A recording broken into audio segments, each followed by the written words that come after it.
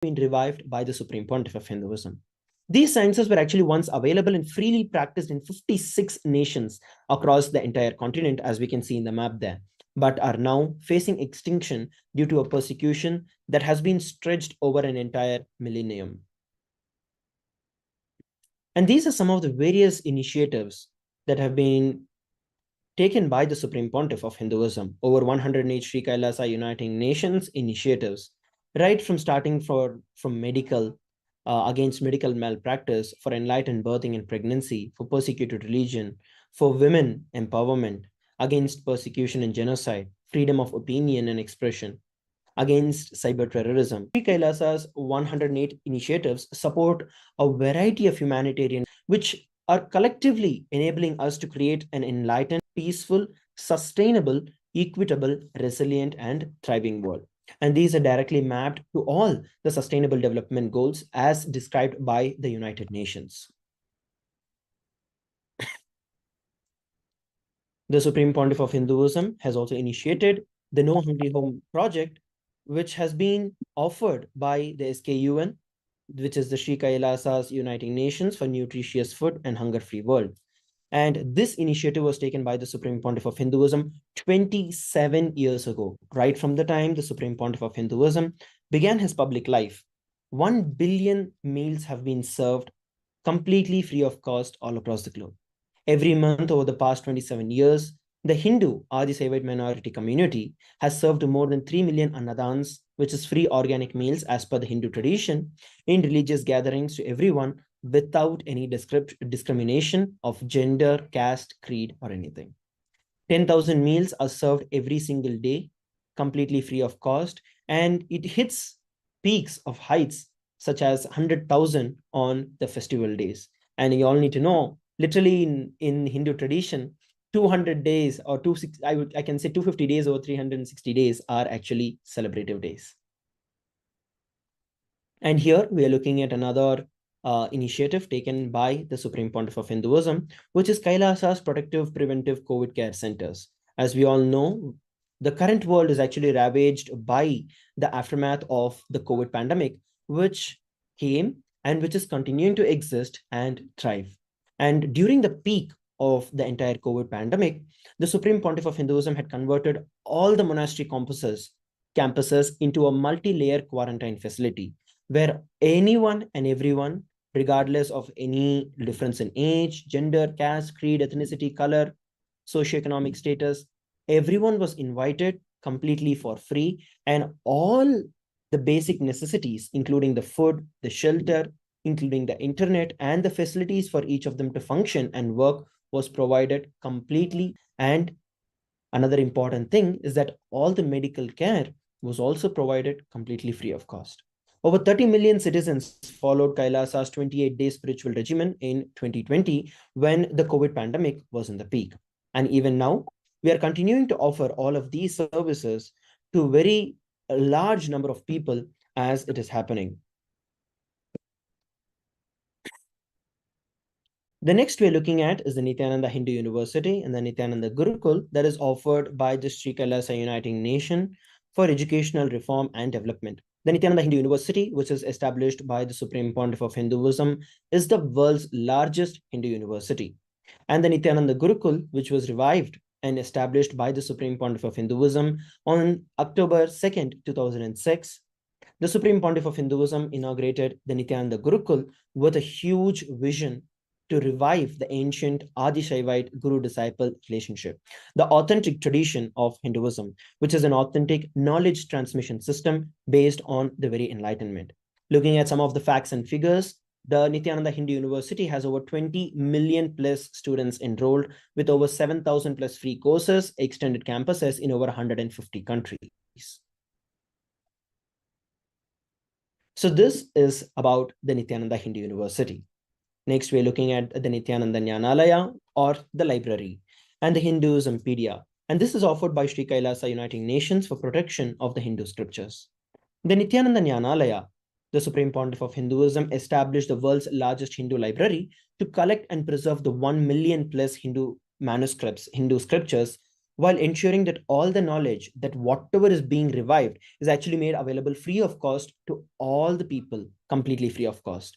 So collecting, preserving, and digitizing and making it available to each and every one of you, all the source books of Hinduism that exist. Apart from this, the Supreme Pontiff of Hinduism has authored over 10,000 plus books in 3 languages, which have been translated into 50 plus languages. He has also published 10,000 plus articles and given 10,000 plus free hours of discourses with over 1 billion views. Similarly, Kailasa's Hinduismpedia, where the Supreme Pontiff of Hinduism has collected more than 15 terabytes of digital books and rare manuscripts from all the 19 Saravanya Pitams, which are the ancient mats and the Hindu libraries and the Hindu seats of education. With over 1 million pages on Hinduism, the Kailasa's Hinduismpedia is a website, a collection of over 22,000 digital books, 1,000 plus e-textbooks, and 100,000 plus articles on various topics in Hinduism. The next we're looking at is confluences for the world peace that have been offered by the Sri Kailasa's Uniting Nation for Global Peace and Religious Harmony. Right from 2009, the Supreme Pontiff of Hinduism has organized various such global peace events. And in 2009, the Supreme Pontiff of Hinduism organized a month-long peace walk covering over 1,000 kilometers and covering over 1,000 villages to bring together harmony in all walks of life, to promote the feeling of connection between people and oneness among each other. And during this, the health camps were set up and conducted to all the participants and to all the citizens wherever the villages that were visited. And then we have the women empowerment programs that are offered by Sri Kailasa's Uniting Nation and Gender Equality. Kailasa's Yogini Sarvanya Peetam was establishing yoga and meditation universities to empower the very quality and emphasize on the real solutions through the Vedas and Agamas, which are the source scriptures of Hinduism, to empower the indigenous rural women fighting against wrongful gender stereotyping, gender-based violence, and lack of inclusive and quality learning environments. And some of the initiatives includes Kailasa's Nityananda Lakshmi, which is a microfinancing service, Kailasa's Women Foundation and Women Empowerment Self-Help Centers, which have been launched in over 108 places around the world since 2009, and Kailasa's Ankita program, which is providing foundational literacy about working basic community service and providing all the infrastructure necessities as well. And you also have the Kailasa's Ashraya vocational training programs to the rural and the indigenous women to provide equal opportunities to access to independent, self-sufficient financial environments. To look at the numbers, the Supreme Pontiff of Hinduism has revived the Vedic feminism in Kailasa, where 80% of the leadership of the positions was occupied by women. And then we have the Nityananda Yoga, which is one of the very, very prominent and one of the most exclusive, I would say, something that is offered to worldwide, which every one of us know, which is the Nityananda Yoga from the Sri Kailasa Uniting Nations for Yoga. As part of this, the Supreme Pontiff of Hinduism revived the 108 scientifically validated kriyas to target over 108 major diseases and disorders such as diabetes, arthritis, blood pressure, rheumatism, and so on. And all of this is completely authentic and taken from the source tradition. The Supreme Pontiff of Hinduism has also revived the ancient pole yoga, which is the Shivastambha yoga, and the rope yoga, which is the Kundalini Rajju, in which the yogic asanas are performed on top of the pole and on the rope. As you can see in the pictures in the side, these directly align your entire body, mind, and consciousness to the highest possible yogic physiology. And apart from this, we have also set over 2 Guinness World Records on September 30th and October 3rd, 2017, where the Supreme Pontiff of Hinduism was awarded with the Guinness World Record for the largest rope yoga and the largest pole yoga, bringing the worldwide attention to these extraordinary 2 forms of authentic and indigenous yogic performances. And as we are looking at the various contributions by the Supreme Pontiff of Hinduism, we also need to understand that there has been a huge amount of persecution that has been taunted upon the Supreme Pontiff of Hinduism over a decade. The Supreme Pontiff of Hinduism, in spite of this, is unwavered in his intention, the commitment and action in building the only Hindu nation, which is the sovereign state of Sri Kailasa, the United States of Kailasa, to protect, to revive, and preserve Hinduism in the most ancient, the most peaceful, still living and lasting demonstrable system that has the possibility of peaceful coexistence among people. In this world which is ravaged by war, with so much of comparison and so much of fear and greed, Sri Kailasa is a bold statement of peaceful coexistence. And the United States of Kailasa, the ancient enlightened civilizational nation, the first nation of Hindus, has also been represented in various instances in the United Nations. The first nation of Hindus, that is led by the Supreme Pontiff of Hinduism, spoke on behalf of the 2 billion global Hindu diaspora at the 14th session of the United Nations Forum on Minority Issues. So you can see the entire video on the official website, kailasa.org. And this is where we come towards a brief understanding of what the Supreme Pontiff of Hinduism has been working towards and who the Supreme Pontiff of Hinduism himself is. And today, we're all going to be having the Bhava Samadhi Darshan of the Supreme Pontiff of Hinduism. I hope that every one of you got a chance to understand about the Supreme Pontiff of Hinduism and to learn more in detail about the Supreme Pontiff of Hinduism. You can head over to kailasa.org and you can learn about and read in detail on the various coronations, the various activities, and the various achievements by the Supreme Pontiff of Hinduism. You can also become a part of us, where you can head over to the very website and you can become part of us. So you can head over to the website and join us. Let us now come back together after a short break.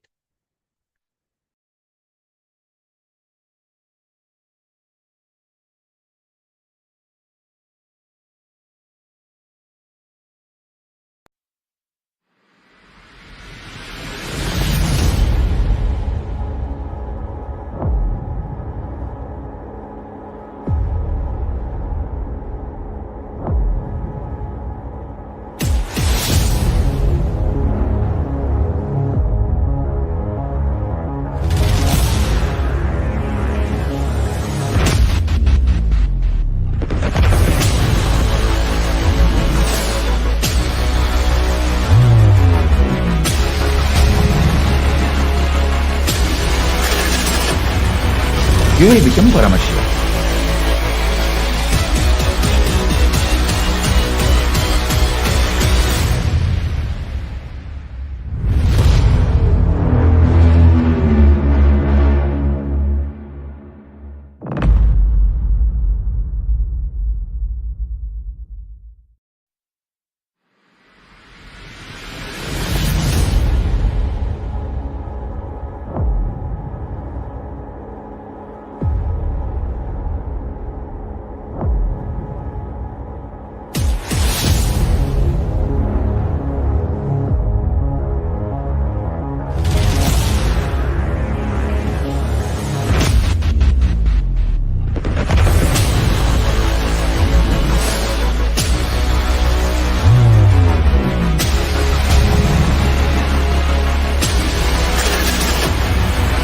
You will become Paramashiva.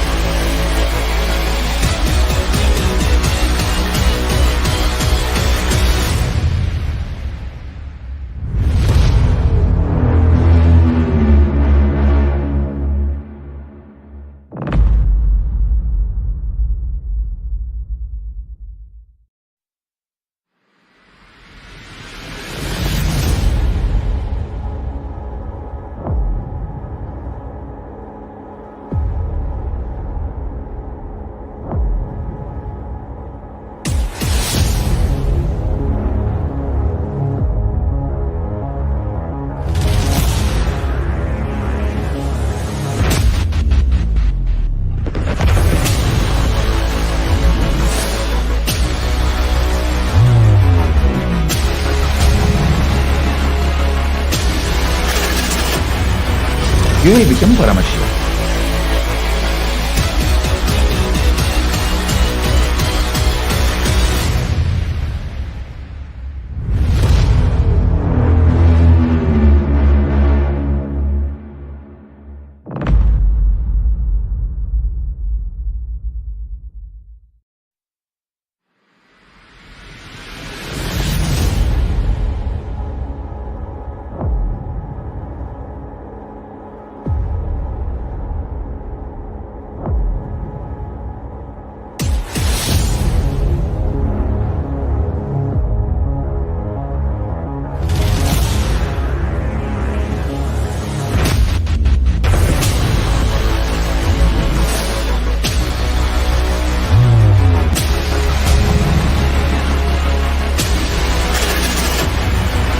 द्वैविकं Paramshiva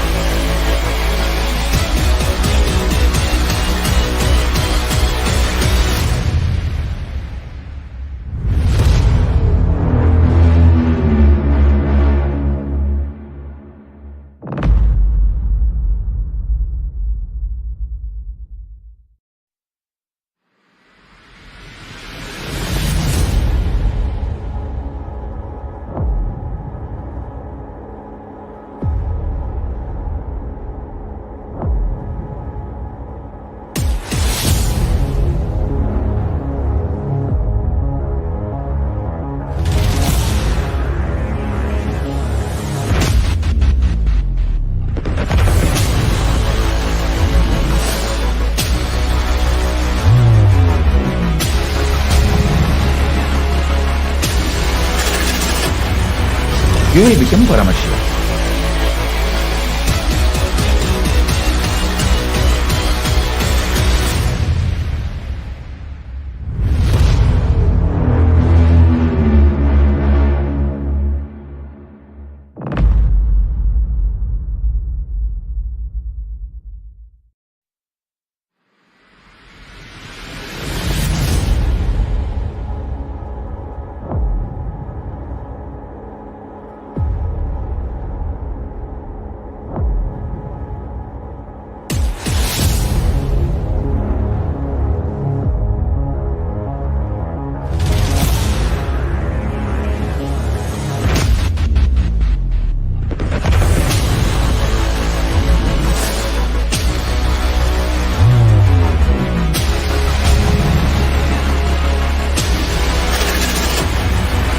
द्वैविकं Paramshiva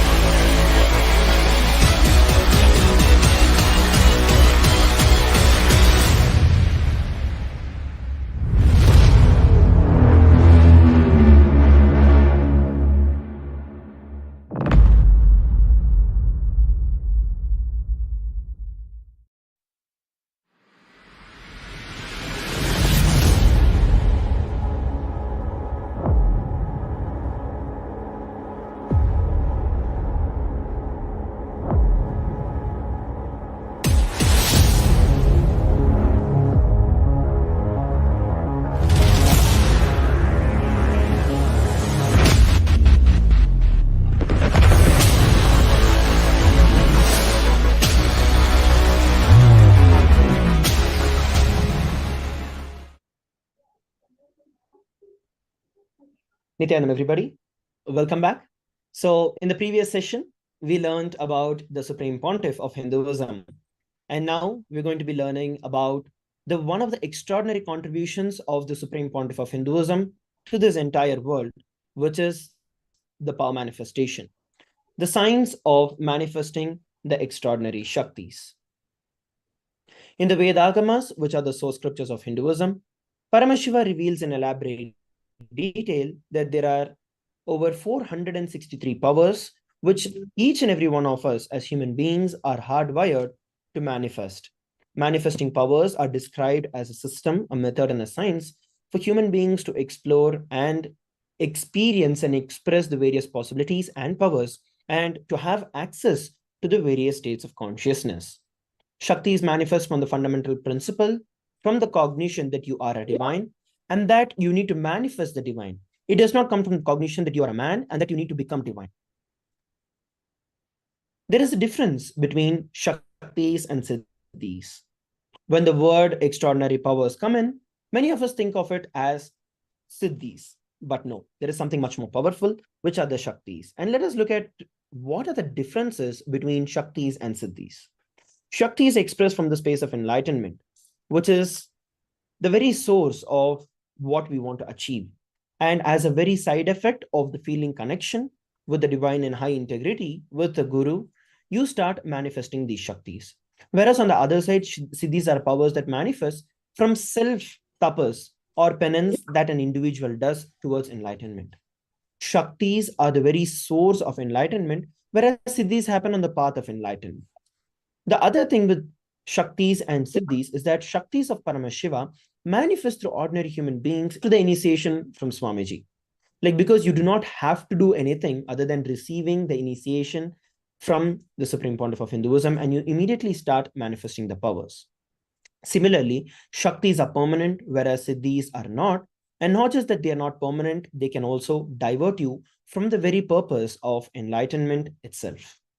So, this entire science of power manifestation is actually authenticated through four aspects of evidences called as the pramanas in the Hindu tradition, the Vedagamic tradition. The first is the Shastra Pramana.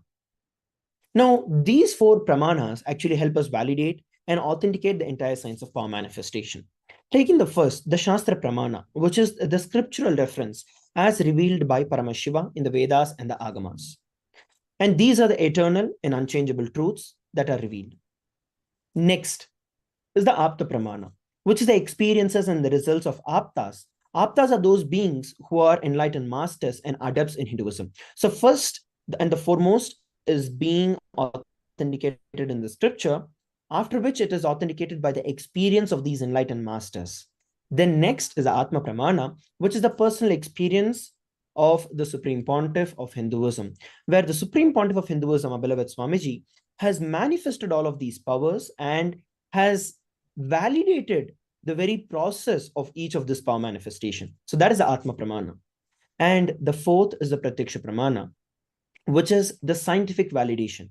Of course, science is a long way to catch up with the Eastern science, but we are also continuously working with the modern science and the available modern technologies to validate each and every one of these powers. So before it is being offered to each and every one of you across the globe, it goes through the scrutiny of the Shastra Pramana, Apta Pramana, Atma Pramana, and the Pratyaksha Pramana, just to make sure that it's a foolproof, time-tested, and a reliable science that is offered to you. So it's not just for some, it can happen, for some, it won't. It is a science which can be replicated for all. So that is what we are going to look at. Paramashiva, he is the ultimate. He is the source of all of these Shaktis. In the Hinduism, Paramashiva is a primordial divinity. He is the ultimate reality and cause, which is self-effulgent, Swayam Prakasha, all-pervading, unchanging beyond time, space, form, and causality. As the very fundamental base of Avyakta, which is the unmanifest form, and the Vyakta, which is the manifest existence of Paramashiva, he performs the Panchakritya, which is the 5 cosmic acts of Srishti, Sthiti, Samhara, Bhava, and Anugraha. Creation, sustenance, rejuvenation, pulling out of delusion, and liberation. So these are the 5 various actions that are done by Paramashiva, who's the source of all of these Shaktis, in form and beyond form. Manifesting Shaktis are basically when every ultimate truth, which is the Jnana, which we are going to be learning through the day today in the next session, where we're going to be learning about the various powerful cognitions that are there. And when that actually gets mapped into your consciousness, which is your prajna, it manifests as the possibility and the power of every being, which is the prajnana. So now we are going to be entering into the power manifestation. We're going to get ready to witness a very unique and exciting power demonstration with every one of us. So myself, Srinitya Sundareshwarananda, I will be manifesting the power. And joining me, we also have Srinitya Parameshananda Maharaj, who will also be manifesting the power with us. So first, let us look at the science of third eye. Where exactly does Paramashiva reveal about the science of third eye? He reveals this science in the Vijnana Bhairava Tantra, Sutra 34. The Shastra Pramana, the scriptural reference in Sanskrit, which is the source language in which Paramashiva revealed, goes as Kapalantarmano Nasya Tishtan Milita Lochanaha Kramena Manaso Dadyat Lakshaye Laksha Uttamam. By fixing the mind on the inner space within the crown center, and sitting stably without any movement, having the eyes closed in succession. By that stability of the mind and the inner space, one directly sees the ultimate. By having the vision beyond the sight that reveals any place or space, attaining the space of oneness with Paramashiva. So as we can see here, Paramashiva himself reveals in his very own words about this science of seeing through the third eye, manifesting the powers of third eye. So third eye is not just one power, but when your third eye is awakened, there is a multitude of powers that get awakened. And today, due to the time constraint and due to the brief introduction, we'll be showing you a couple of power manifestations for each and every one of you to just understand what is even possible. And this is actually possible by every one of you. Let's now look at the Apta Pramana, which is the experience of the great rishis who manifest this power. In the Bhagavad Gita, Bhagavan Krishna says to Arjuna, Natu mam shakshyase drishtu manenaiva svachakshisha divyam dadami te chakshuhu pashyame yogamaishwaram. Bhagavan Krishna says, you cannot see my cosmic form with these physical eyes of yours. Therefore, I grant you the divine third eye vision. Behold my cosmic opulence. In the Hindu Purana, the Bhagavad Gita, Bhagavan Sri Krishna initiates Arjuna into the power of third eye to behold Krishna's Vishwarupa Darshan. The 11th chapter of the Bhagavad Gita, which contains the description of Bhagavan Krishna's cosmic form, is also actually completely narrated by Arjuna as he sees Bhagavan Sri Krishna through his third eye. So this validates the science of third eye has been in existence not just now, but time immemorial from Sri Krishna. And in Swamiji's own words, the Atma Pramana, Swamiji says, the very first experience that I was able to see everything around me, above me, the whole 360 degrees, 10 directions, below me, everything. I realized not only I was able to see, I was able to experience all of it as me. Right and out. So that is the personal experience of the Supreme Pontiff of Hinduism.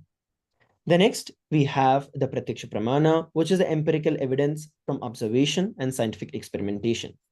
So at a very young age itself, the study of brain when the third eye is activated, when the Supreme Pontiff of Hinduism matters, or the very state of consciousness in which the Supreme Pontiff of Hinduism is, was studied and compared using the positron emission tomography. And the results were mind-boggling. While doing the daily activities, there was high activity that was measured in the brain where the third eye was located.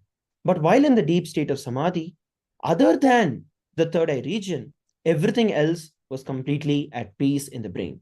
So, and at the same time, the Supreme Pontiff of Hinduism was also able to go up and down, switch between the states of consciousness with his very own will. So all these show that the very science of power manifestation is real. So now let us look at some of the powers that we can manifest once our third eye is awakened. And the first power we're looking at is the power of body scanning. So once again, we are going to be opening out this power manifestation to every one of you, all the viewers who are seated with us from around the world.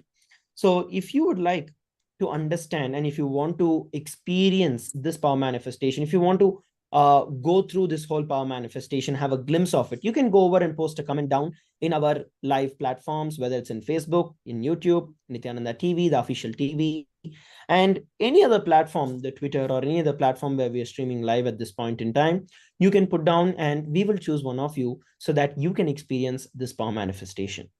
So while we are entering into this power manifestation, let's quickly run over the Shastra Pramana, which is the scriptural reference for this specific power of third eye. Earlier, we saw about the entire manifestation of the third eye powers. And now we're going to look at the Shastra Pramana for the power of body scanning. And this is revealed by Paramashiva in the Vijnana Bhairava Tantra, Sutra 54. Swadehe jagato vapi sukshma sukshmatarani cha tattvani yani nilayam dhyatvante vyajyate para. Bhagavan Paramashiva says, cognize deeply that from the subtle to the subtlest constitutive principles of your whole body or of the whole universe simultaneously consist of the essential reality. They are being absorbed in their source cause, which is Paramashiva. And by the experience of such restful awareness, one becomes complete from all thoughts, and the ultimate universal divine power, Paradevi, Adi Shakti, is revealed, and the supreme power manifestation happens. So this is actually the direct translation of what Paramashiva reveals with respect to how this science of power manifestation of body scanning is manifested. Let's look at an Apta Pramana, which is an instance from which has been recorded in our history of manifesting this power manifestation. And this actually from the life of a Siddha. Therer was actually a Siddha, and he is one of the very prominent disciples of Agathir, who is also a very, very important saint in our Hindu tradition. So what happens is one day a man who was suffering with headache comes to Agathir for healing. And Agathir uses the power of body scanning, and he identifies the root cause of the headache. He says that it is not just a normal headache, but this is being caused because there is a small tere which is a type of a tadpole that is actually stuck in the person's brain. And Agatya immediately asks Thereyer, his disciple, to immediately see through the third eye and to perform the surgery and remove the frog. And after the surgery is completed, the person is healed and cured of the headache completely, and thus he gained the name Thereyer. So this, as we can see, is an instance where this power of third eye non-invasively identifying the problems and healing them. So this was manifested by Thereyer. And this is one of the thousands of experiences that are recorded in our Hindu history. And here we're looking at one other beautiful instance from the life of the Supreme Pontiff of Hinduism. Apart from the very well-known fact that the Supreme Pontiff of Hinduism is a very, very powerful healer, and at a very young age, even when the whole mission had begun, even at that time, the Supreme Pontiff of Hinduism was very, very well known for the science of healing and power manifestation in healing people. Here we're looking at one instance from December 22nd, 2019, when Swamiji actually expresses and revealed how he used the power of body scanning on himself. Paraphrasing his words, compound hand fracture, I was forced to go for surgery and therefore for medical checkups related to that. At that time, they detected heavy metal quantity in my different organs. It was revealed that I had been poisoned without our knowledge. I immediately used diagnostic methods instead of medical facilities to study the body condition due to the poisoning. Through the body scanning, I found out what the problems and imbalances had happened and where the balances had to be done. And I used allopathy as a second opinion to verify my findings. So as we can see, this is one of the various examples, various experiences that we can all see in our life where the Supreme Pontiff of Hinduism used this very power of body scanning. And this rare science has been gifted to each and every one of us through the power of initiation. And the best news is that each and every one of us are going to be initiated into this power manifestation, into the powers of third eye during the Bhava Samadhi Darshan that we're going to experience in just a short while. So now it is time that we enter into the power manifestation itself, where we are going to see, and each of you are going to experience this power. So we actually have a volunteer. Sorry. So we actually have a volunteer on the YouTube platform. So we have Mr. Sharma, who has requested for the power of body scanning. So yes, so while we are also having a lot of comments that are coming in YouTube and in the other platforms as well, we are going to be just picking up one person so that we can manifest the power, and we can also demonstrate a couple of different powers which are there for each and every one of you. So now what we will be doing is we'll be chanting the Mahavakya, Om Nityananda Paramashivoham. And by chanting the Mahavakya, Om Nityananda Paramashivoham, we actually establish ourselves in the space of oneness with Swamiji. And from that space of oneness, by connecting with Swamiji, we are able to manifest this power and see through our third eye whatever is the problem that Mr. Sharma is facing in his body. So now let us enter into the power manifestation. Om Nityananda Paramashivoham.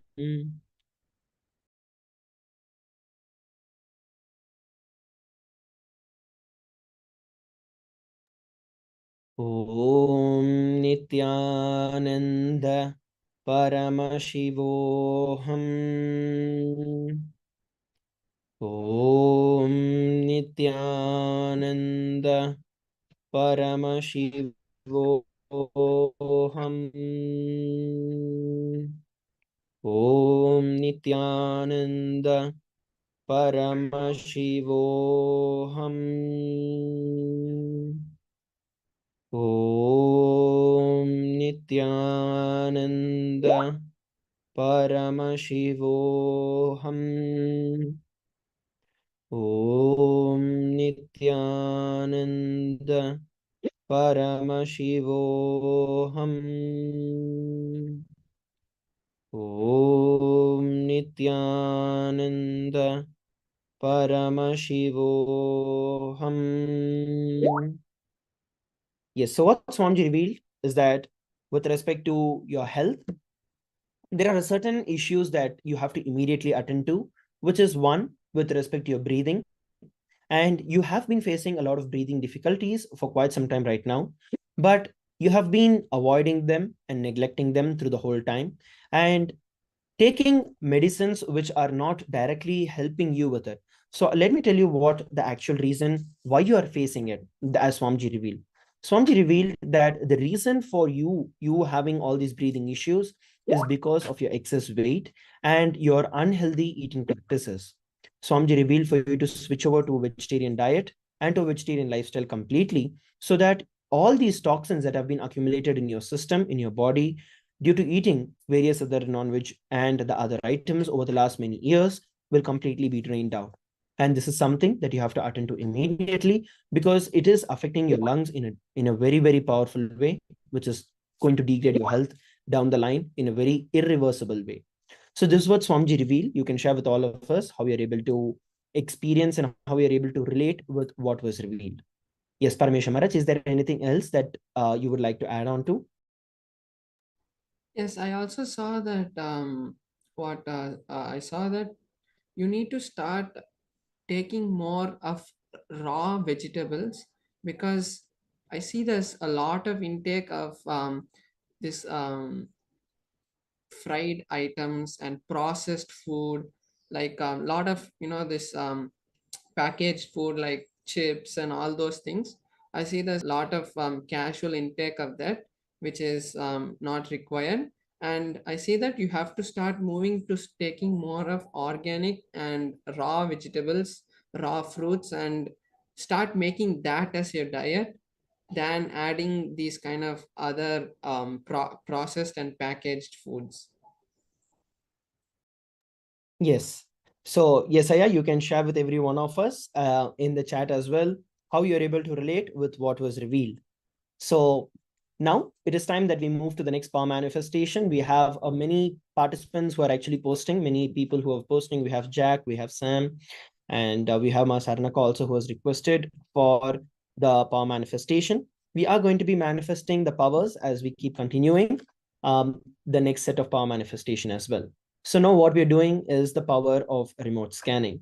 So once again, this is a very, very handy power that comes into reference with each and every one of us, where day to day, as we all know, we miss out things, we leave our keys, we leave our phone, and things just disappear out of our sight, and we don't remember where we had them.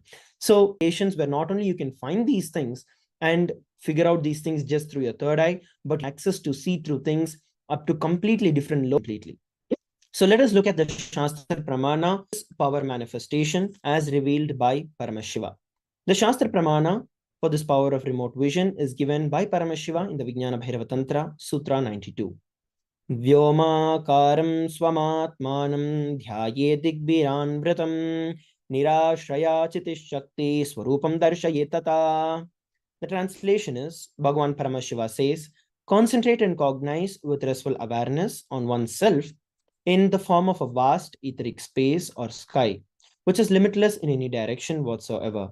Thus, the Chiti Shakti, the power of consciousness freed from all support, reveals and manifests herself as the form of one's essential nature or self.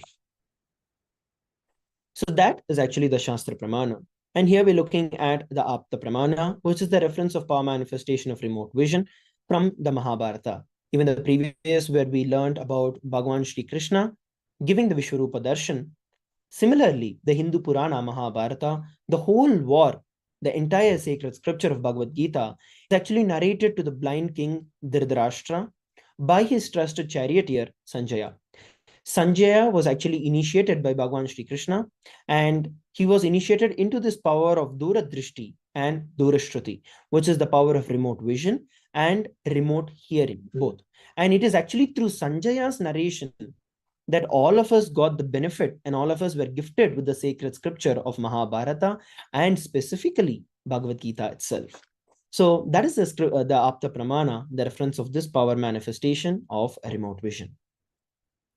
Next, let us look at the Atma Pramana, which is the personal experience from the life of the Supreme Pontiff of Hinduism. Narayana Swami Tata was one of the gurus of the Supreme Pontiff of Hinduism, who was actually very well known in Tiruvannamalai, and he was able to see remote distances at ease.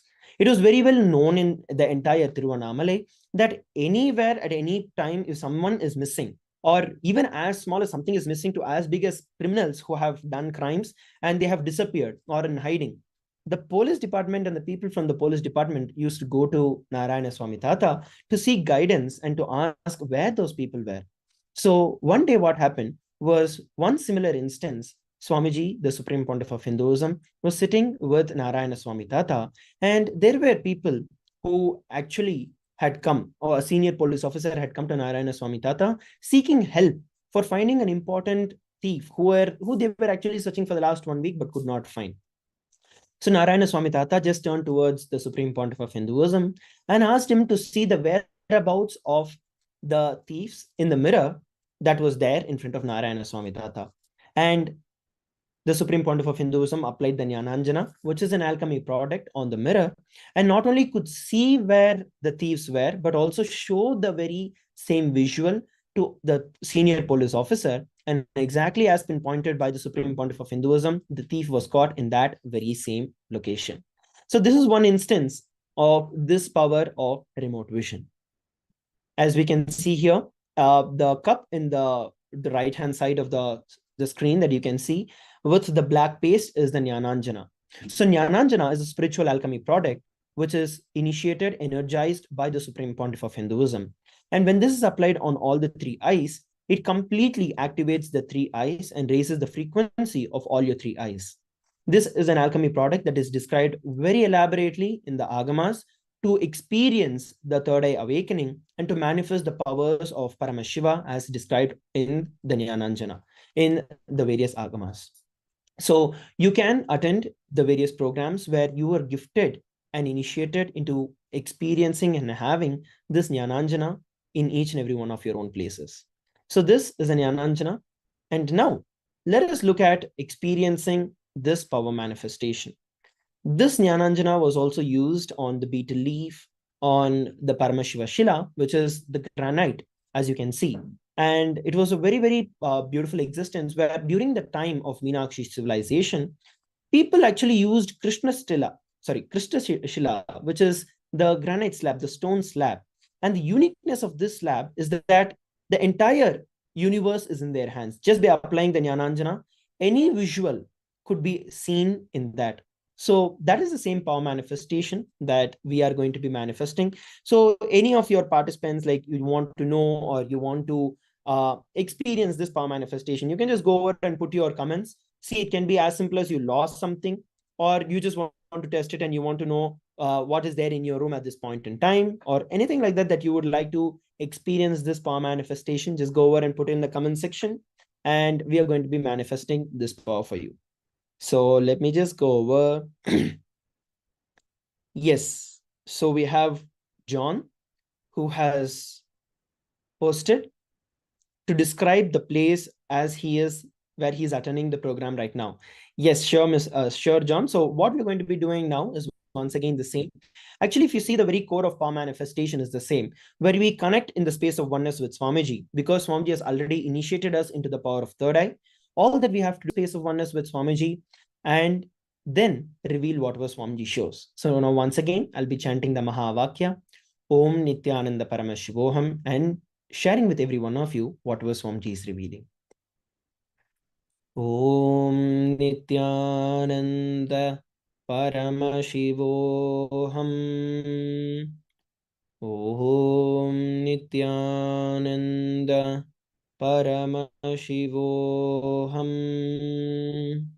Om Nityananda Paramashivoham.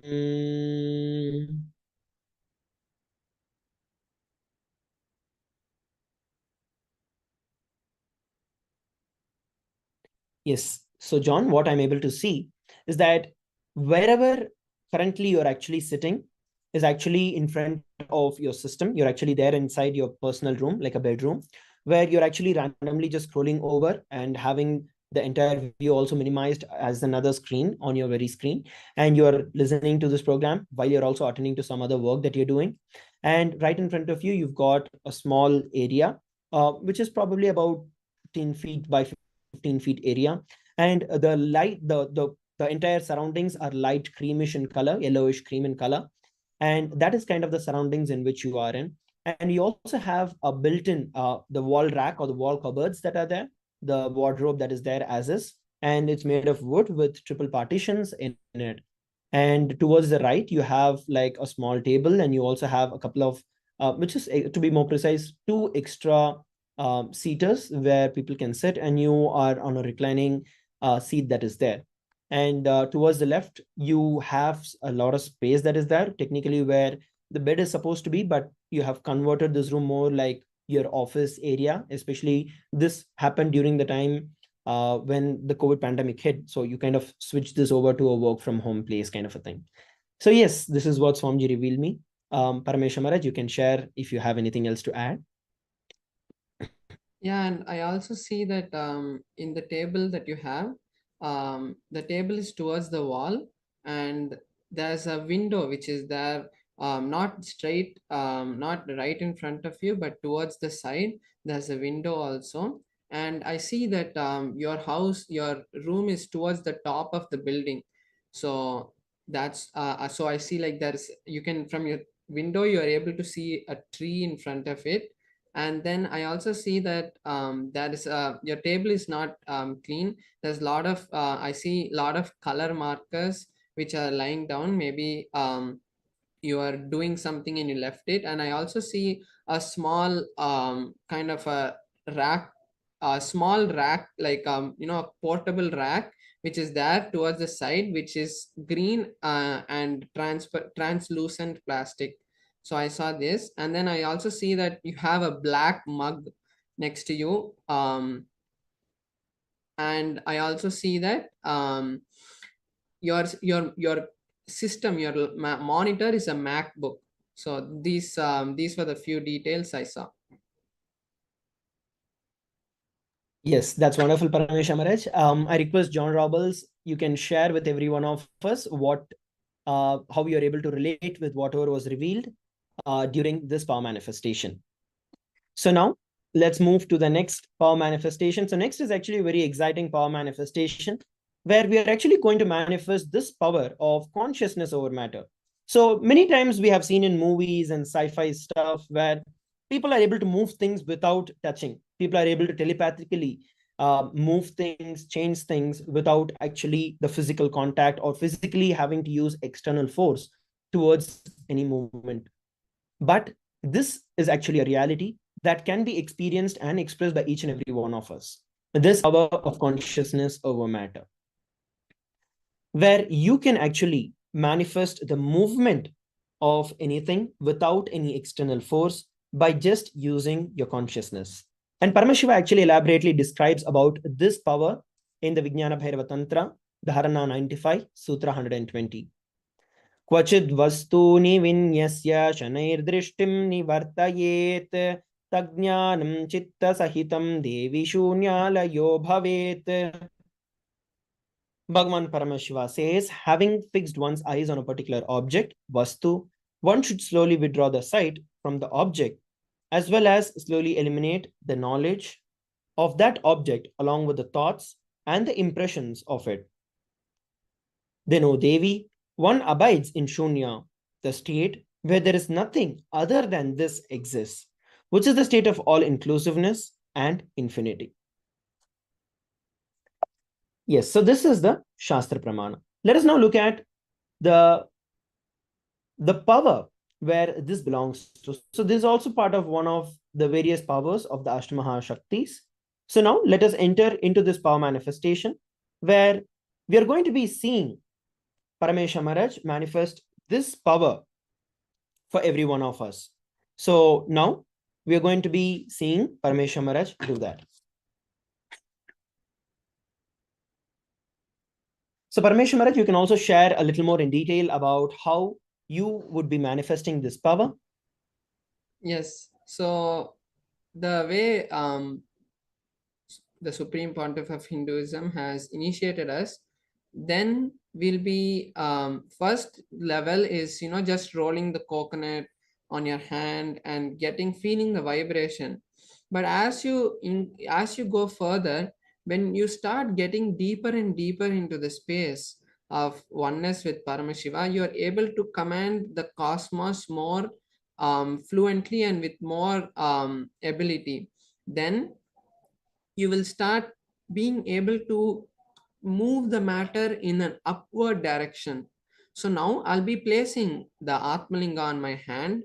Recently, also, Swamiji has been initiating us into this power, and I'll be placing the Atmalinga on my hand. And just by connecting with Paramashiva, I'll be raising the Atmalinga and it will be standing. So that is what we are going to be manifesting today. The thing is not to make the Atmalinga balance on the hand or make the Atmalinga stay, but the thing is, when you start getting into that space of oneness, you are able to create the realities that you want. You're able to manifest the desires that you want, because at that time you're one with the field.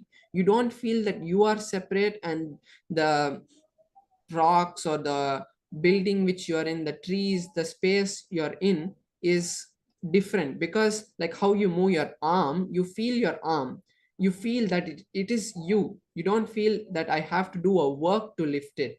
So the same thing, when you move an object like the Atmalinga, you will be connecting with it.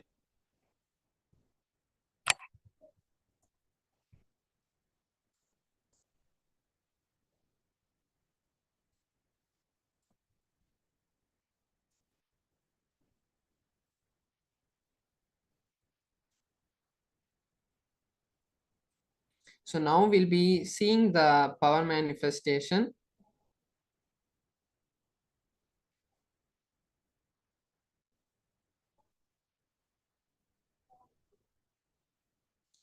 So this is a flat surface. I've just kept a pillow so that the Atmalinga doesn't fall, and it's a flat surface. Now I'll be keeping my Atmalinga on my hand, and just by chanting the Mahavakya, I will be making the Atmalinga to stand. So now we can all connect to this space, and whatever reality we want, when we also start being in the space of entanglement, we will also start manifesting it. So let us all chant the Mahavakya intensely and create the space for all our realities to become reality. Om Nityananda Paramashivoham. Om Nityananda Paramashivoham. Om Nityananda Paramashivoham. Om Nityananda Paramashivoham. Om Nityananda Paramashivoham. Om Nityananda Paramashivoham. Om Nityananda Paramashivoham. Om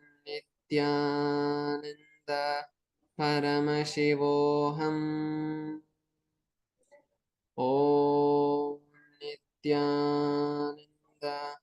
Paramashivoham. Om Nityananda Paramashivoham. Om Nityananda Paramashivoham. Om Nityananda Paramashivoham. Om Nityananda Paramashivoham. Om Nityananda Paramashivoham. Om Nityananda Paramashivoham. Om Nityananda Paramashivoham. Om Nityananda Paramashivoham. Yes. So as every one of us saw, Parameshwar Maharaj had beautifully actually manifested this power of the consciousness over matter, where the Atmalinga, from being in a completely horizontal position, actually completely stood up and then actually went to the other side. So as you can see, this is a power manifestation that everyone can do. And it is all just by the initiation of the Supreme Pontiff of Hinduism. Just by receiving the initiation from Swamiji, each of us can manifest these powers. So I request all the participants who are sitting with us from around the world, I request each and every one of you, we're going to be entering into this power manifestation. If you experienced and if you feel that, yes, I also want to manifest all of these power manifestations, then go over, head over, and you can start manifesting these powers. Just go over and comment down where you can manifest these powers during the Bhava Samadhi Darshan today. So once again, I request all the participants, you can put out your experiences, you can put out your comments in the YouTube comment section and in other various sessions, various other platforms that are there.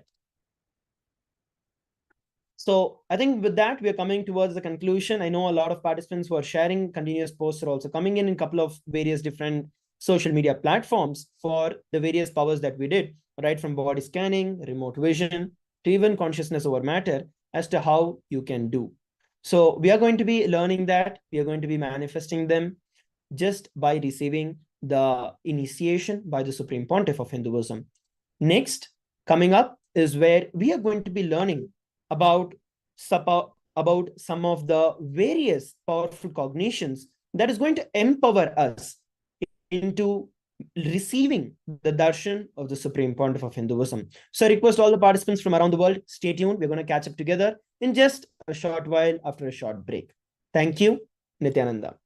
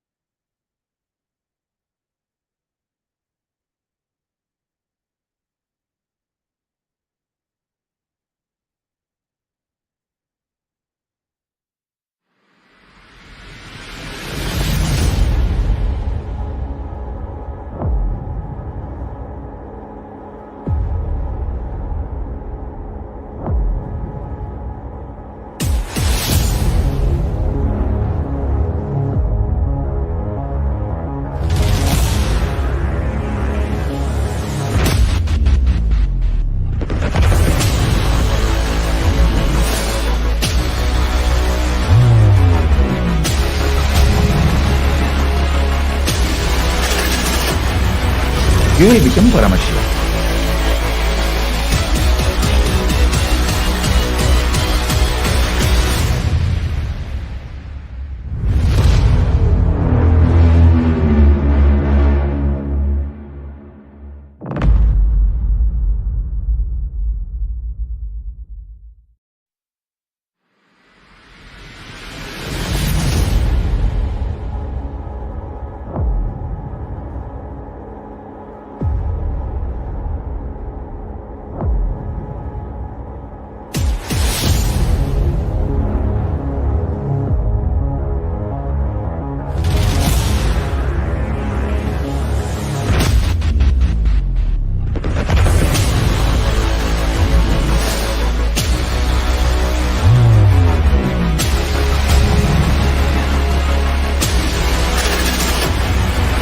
You will become Paramashiva.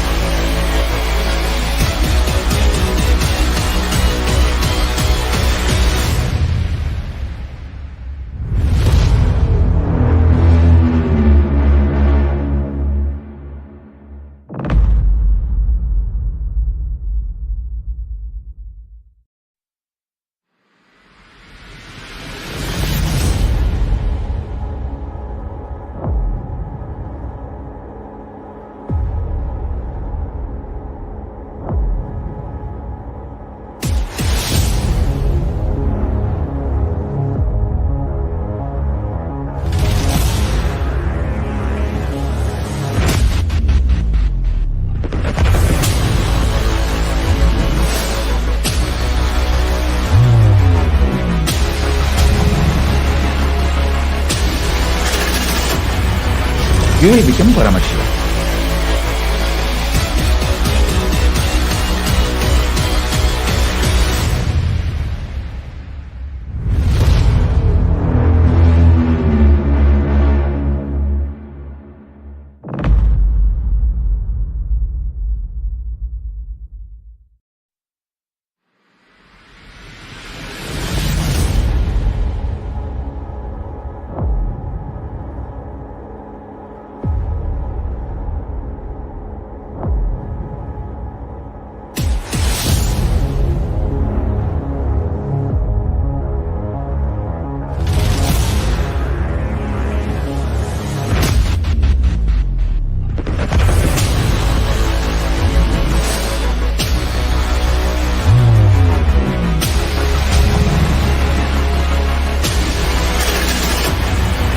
You will become Paramashiva.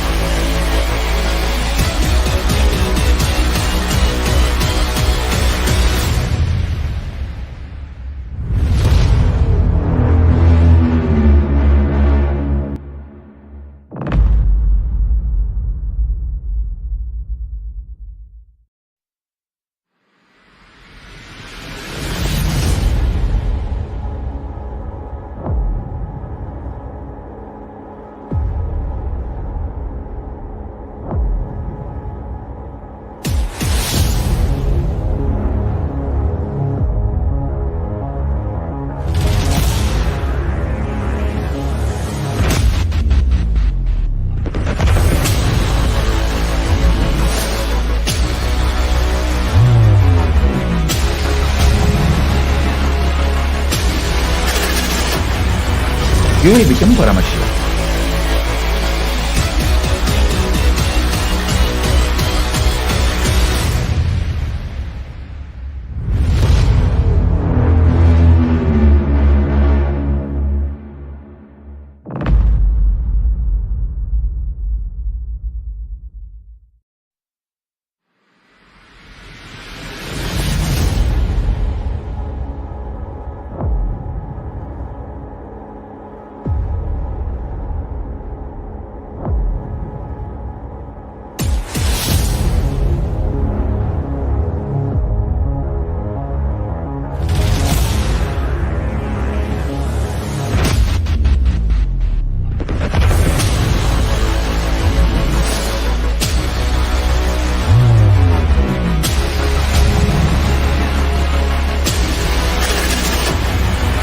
You will become Paramashiva.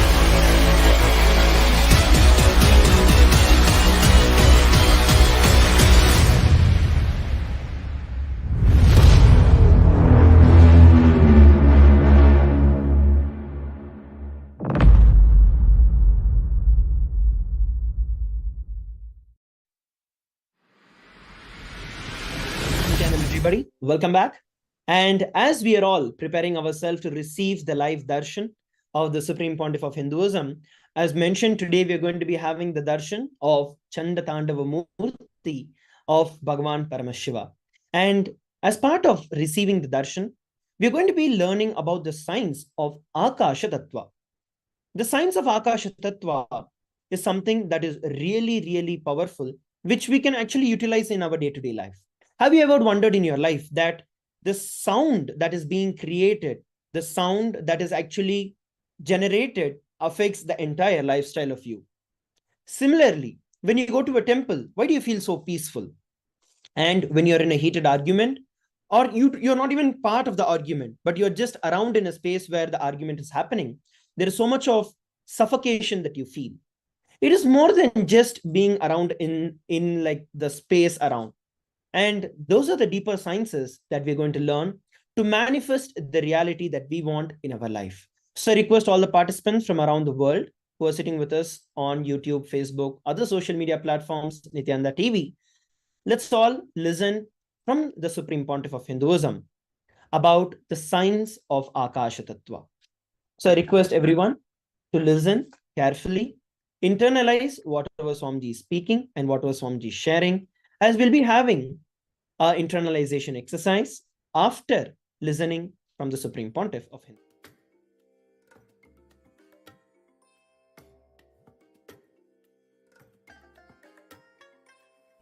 Space.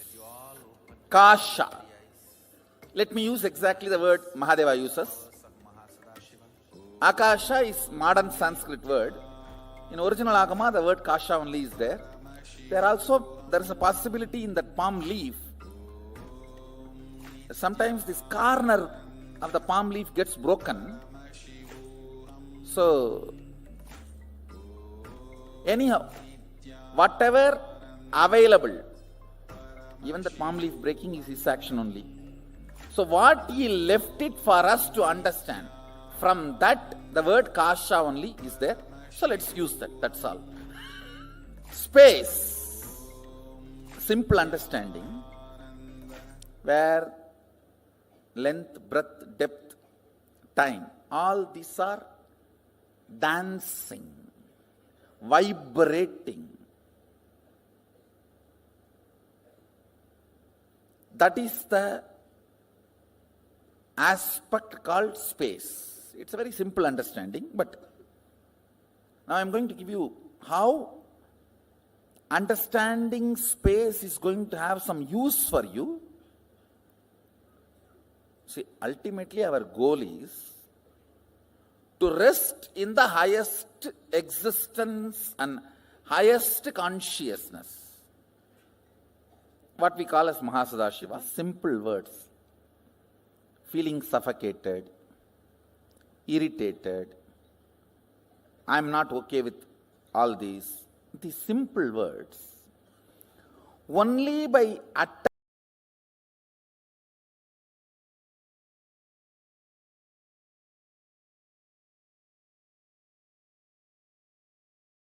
space, Kasha.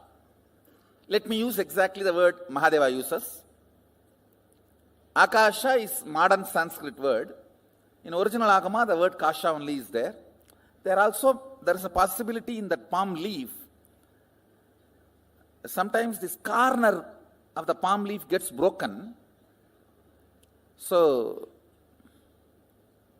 anyhow, whatever available, even the palm leaf breaking is his action only.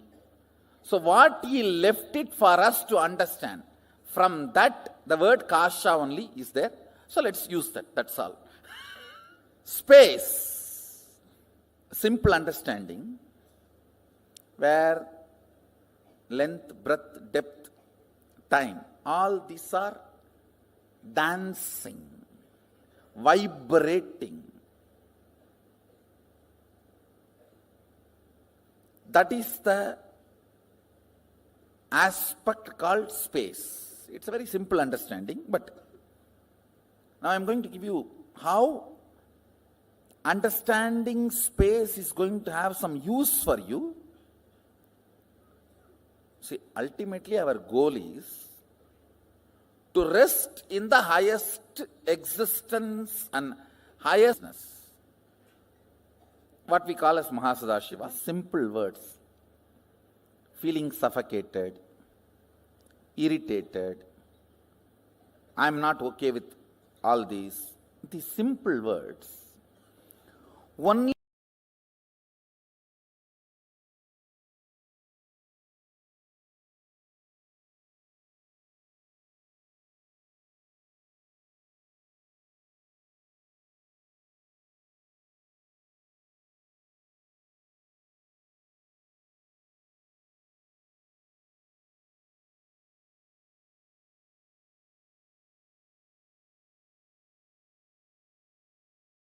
Only by uttering them again and again, you create that feeling. How many of you understand this? Usage of those words avoided, that experience is also avoided. How many of you understand that? So, can you take 2-3 minutes and pen down, listen carefully. Usage of words in your space, becoming experience, few incidents. When you started using these words, cherishing these words, and manifesting those experiences in your space, just for you to understand, Listen, please listen. If two objects are stuck, sound is generated. If a thought is stuck on the space, reality is generated. That's all. Thought, idea, depression, irritation, simple words. How you teach to these teenager kids, how they pick up between when you guys are fighting. I cannot tolerate this. I can't digest this. Hell with it. Better to die than living like this. All these words, they pick up while both of you fight.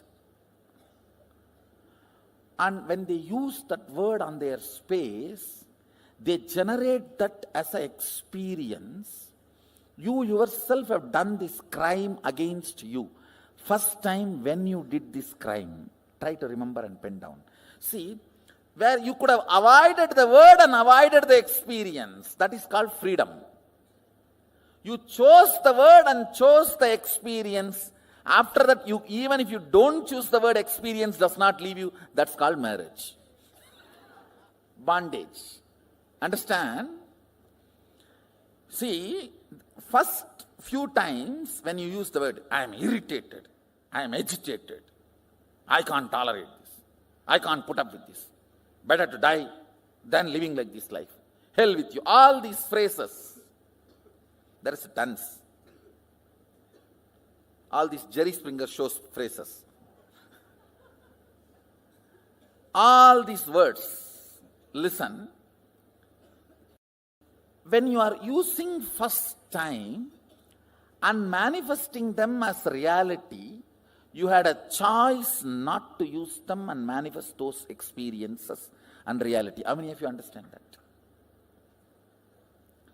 So, but after continuous usage and those experiences produced, when that become your normalcy, that is what, I can't understand this word normalcy. What is common? What is normal? Most abnormal thing is normal. Most stupid things are common. Generated good words or generated bad words, when they hit the space, they become real. Whatever makes the word into real is space. Akasa. Kasa. You are an adult. You can choose. The space inside you. Space in which you are breathing. And the whole space. Listen. 3 words I am uttering. Space inside you. Where you are alive. Where you feel you are alive. The space you are alive. The space where you are breathing. And the whole space where you are living. Taharakasha means where your life is pulsating. Taharakasha. The realization science, self-realization science is called Taharavidya. Taharakasha, where you are alive inside your body frame. That space. Where you are breathing. This is Nityananda Sabha. This is called Katakasham. The whole is called Mahakasham. The words you reverberate inside decides the quality of your state. The words you generate in your breathing space decides quality of your space and life. The words you generate with the cosmos decides your existence, mantras. The words you generate here, I can't tolerate, I am irritated. You understand the examples? Now you understand why I gave those examples. These 3 words. Taharakasha, Chidakasha, or Katakasha, or Mahakasha. This has 2 words, Chidakasha and Katakasha, both. Why I am using both words, If you don't manifest what you want as a reality in your space, it is called Katakasha. If you manifest your life as you want, it is called Chitakasha. The state, space where you live. The state. Space where you operate. As of now, all of you are operating in this Nityananda Sabha. Am I right? So this is called Katakasha. If you don't manifest what you want as reality. But if you manifest what you want as reality in your breathing space, it's called Chidakasha. Conscious space. Katakasha means mud space. Katam is a mud pot. The space inside the mud pot has no use. The mud pot has any use of the space inside? No, you are saying Gatam. No, Gatam is used for us, not for mud pot. For mud pot, it is a beating. Kalanarcha, Anaprandarium.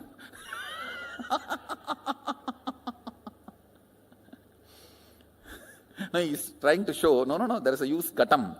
Gatam music is used for whom? For us who generates, not for the Gatam. In your space, listen, your state is Taharakasha, where you exist. Taharavidya. Taharavidya means the knowledge of enlightenment science. Now, whatever I am talking to you, all this can be classified as Taharavidya. Precisely, if I have to translate that word, grounded in existence. Tahara. Grounding you in your soul, Atman, enlightenment, is called Taharavidya.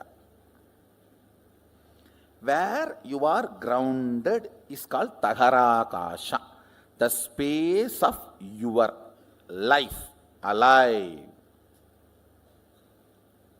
Your state. The words you generate there and hit you decides the state you are in.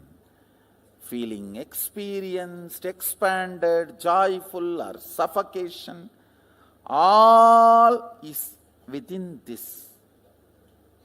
How many of you are understanding?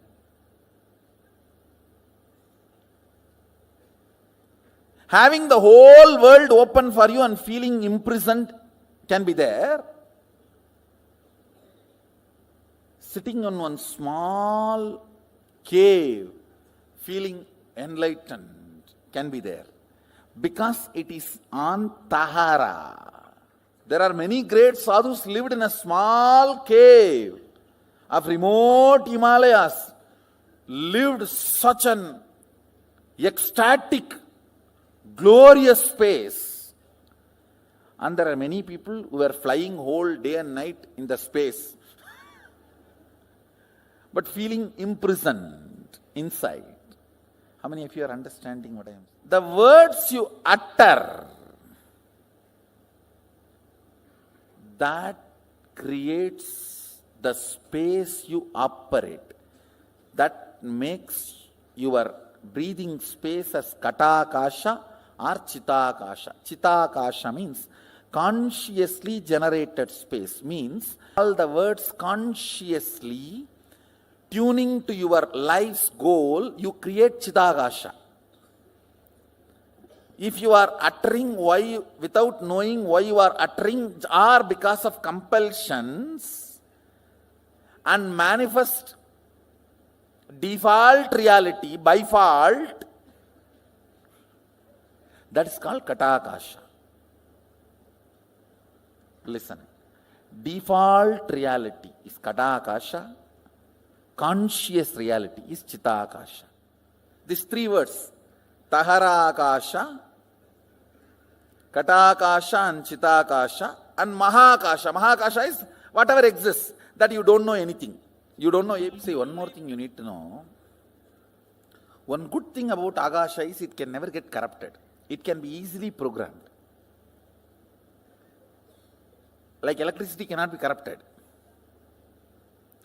It may be helping you for last 100 years, but it will not bother to kill you in 1 second if you do something wrong. Same way it may be killing so many people in so many places if something wrong is done. It will not bother to help you if you do it proper circuit. No qualities acquired, no favoritism, and no corruption. That's the quality of space. No favoritism, no quality acquired.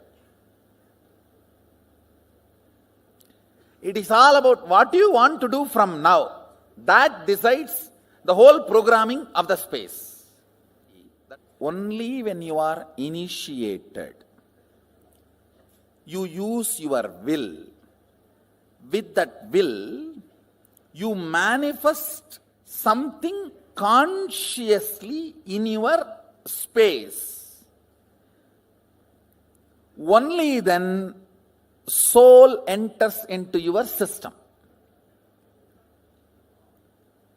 Till then, soul means the jiva is not operative in your system. Your body is alive and functioning because of the vatavarana, not because of the individual soul. He calls it pratyagatma chaitanya jakratam. I'll be using this word many times in the satsang also. Individual conscious will awakening and declaring its existence. If you know, yes, I exist, and I have this as a problem, this as an inspiration. Even if you have a problem, it's okay. But your individual will should perceive the problem, only then it will start cracking the code. Understand? The katakashic existence is called accidental existence. You need to use your will persistence ferociously. You need to break the laws of katakasha, that is called tapas. Breaking the chains of your vatavarana by will persistence is called tapas. More tapas, more alive you will feel. That is why in Hindu tradition, if somebody wants to become a king, he will not enter into politics. He will retire to forest and start meditating for 12 years. When he becomes alive and walks into the city, the elephant comes and puts the garland and carries him and puts him on the throne of the king. Whether conquering infrastructure or internal structure, breaking katakasha by your will is the only thing any human being need to do in the life. Katakasha is the accidental ambience you are breathing, which gives the illusion or delusion you are alive. Your existence is given a delusory idea that you are alive. Because you are breathing, you are made to believe you are alive. Like ups and downs of the wave gives the feeling as if the ocean is alive in that area. Even though there is no independent individual energy. What is will persistence? And what is will? Listen. Will is not astra, it is shastra. I'll explain these two concepts. Astra means a weapon loaded, pre-planned, pre-programmed, and operated. Shastra means power is generated and immediately released is Shastra. Will cannot be programmed earlier and kept and used. No. Now you generate and you release. The good news is, does not need training. Will. To manifest will persistence. And will. You need not be trained for 12 years. Person who has tried to have will for 22 years and who is beginning today, both will have the same will. Because will is the weapon from the space which cannot be programmed. Listen carefully. Subtler and subtler you go, they can only be less baggaged, programmed. When you are going in bullock cart, you can carry the whole city. When you go in bus, you will have to reduce. When you go in train, you have to reduce more. When you are going in the flight, it has to be reduced a lot more. If it is jet, you can only carry pills. The subtler and subtler you go, baggage, the past patterns, compilations, judgments, concepts are not. Understand, Mahadeva very clearly says, state, space, manifestation, all the three does not need pre-training because it is fundamentally based on the space. Will power, will persistence is enough. Means you deciding now, from now what I want to do only matters. Till now what I have done, understand, past, the good news, past is irrelevant when you are working with the space, Akasha. Present is too relevant when you are working with Akasha. Clear?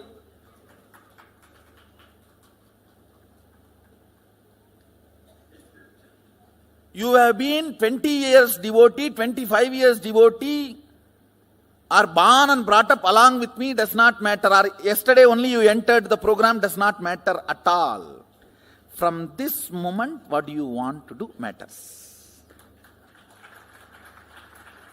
Now do you want to manifest power and cognize what I am sharing with you? Taharakasha means your soul is infused into you in the form of Shaktipada as a will. Will means experience, I exist larger than what I was feeling as me till before the initiation. How many of you are catching what I am saying? How many of you feel, listen carefully, after the initiation and power manifestation, even the way you feel you is much larger. That only manifests into Katakasha and makes it into Chidakasha. If you don't manifest power, your Nityananda Sabha is Katakasha. If you manifest power, your Nityananda Sabha is Chidakasha. Signs of initiation. Diksha. This word Diksha need to be understood. The word initiation is too superficial for Diksha. If I have to translate exactly the word Diksha into English, breathing life, infusing life. The frequency of your will existence raised to the level of frequency of will persistence. to become the realization of will, reality, realization. Understand? Taharakasha breathed, Guru breathed life into Taharakasha. With that you start that will persistence. With the will persistence you start manifesting. Not only powers, even the life as you want. Katakasha becomes Chitakasha. Understand?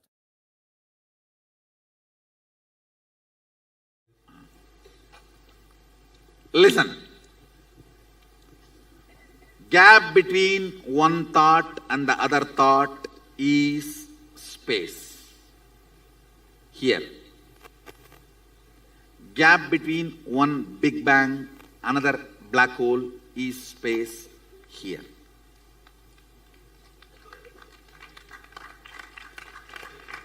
Listen carefully. LBD, active.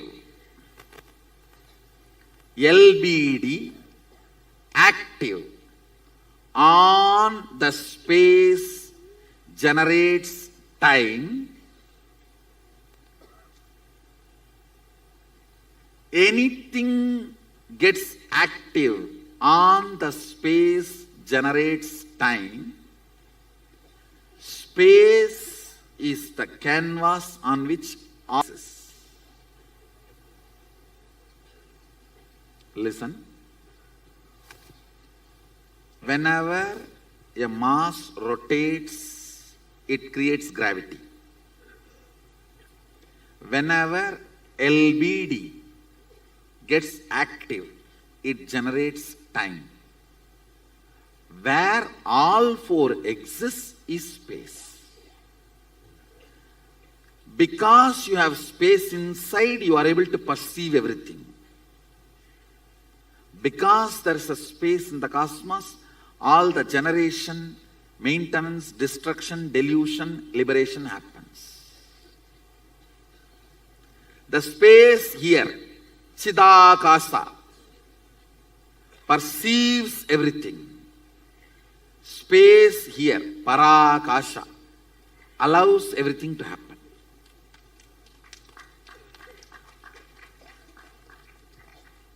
Little more.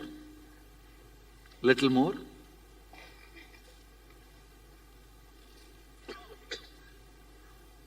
Eyes receive information, digitize it. I should call bio-digitizing. Sense it. It hits at one space and the response comes back. For example, you see the snake, response of let's run away or beat. The spot where this information hits and the response comes back is called space, Akasha. The spot which responds to information is space. If the thought, the gap between one thought and the other thought is too little, you do not perceive the existence of space. If there's a more gap, you perceive the existence of space. It's like if you are taking 2000 files, quickly you have to come back. If you are taking only 2 files, you can spend time with him. Ability to spend time with him is called luxury, Lakshmi.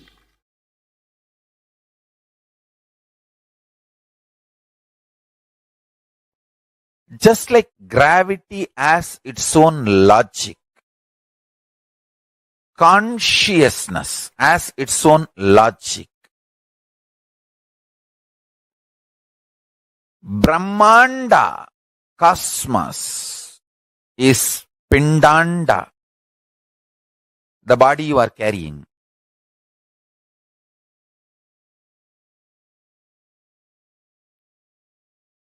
If you decide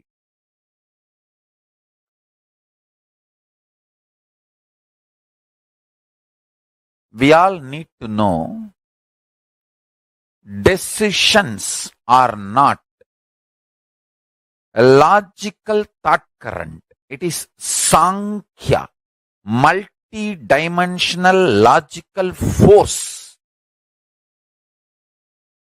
Sankalpa is not one more thought or idea you have.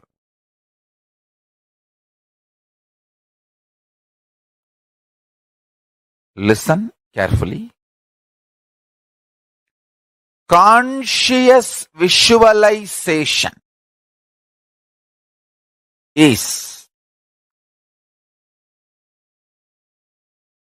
impacting your inner and outer reality in multi-dimensional way. Conscious visualization is the Sankhya, multi-dimensional logic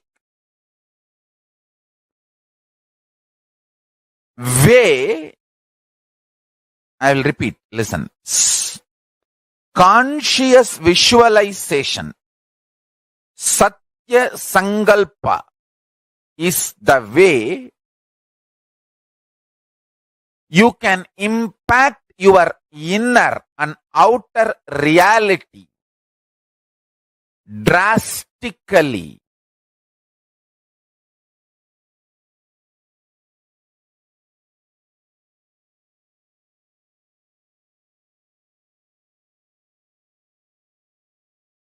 This powerful cognition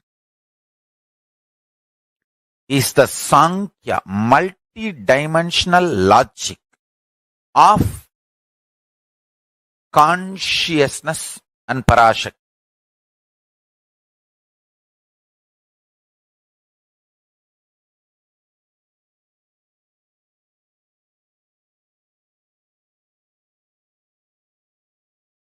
We all underestimate the power of conscious visualization.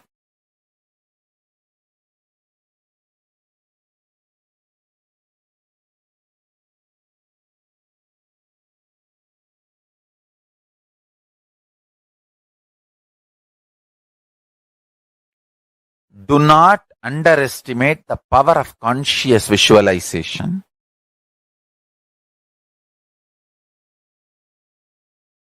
Because conscious visualization directly impacts the space, Akasa Tattva.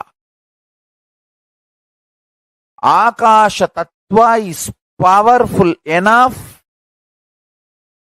to manifest what you want in your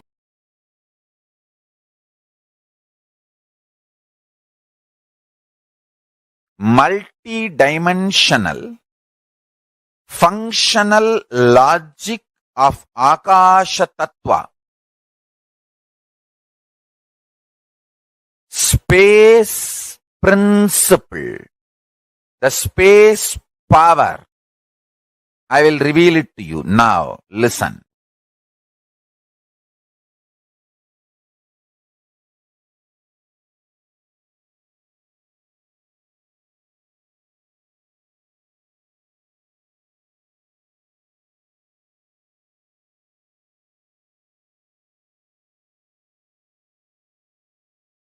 What I am revealing now will become reality to all the beings who declare their integrity to me. Listen.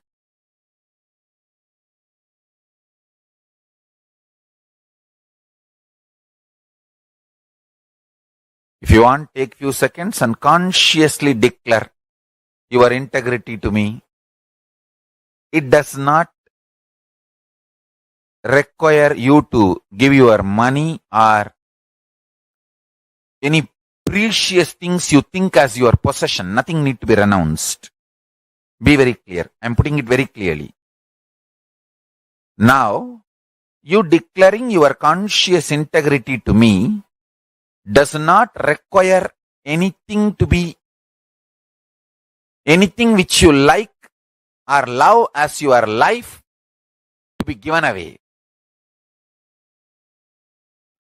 Conscious integrity is the Sankhya multi-dimensional logic, methodology through which you connect your spiritual umbilical cord connection to me. Whoever connects whatever Paramashiva has revealed to me, I can share that to you. You can receive that to you into your system. Hinduism is all about Guru-disciple tradition, Guru-Sishya Sampradaya. All the great things are revealed through the Guru-Sishya Sampradaya to the world. I tell you,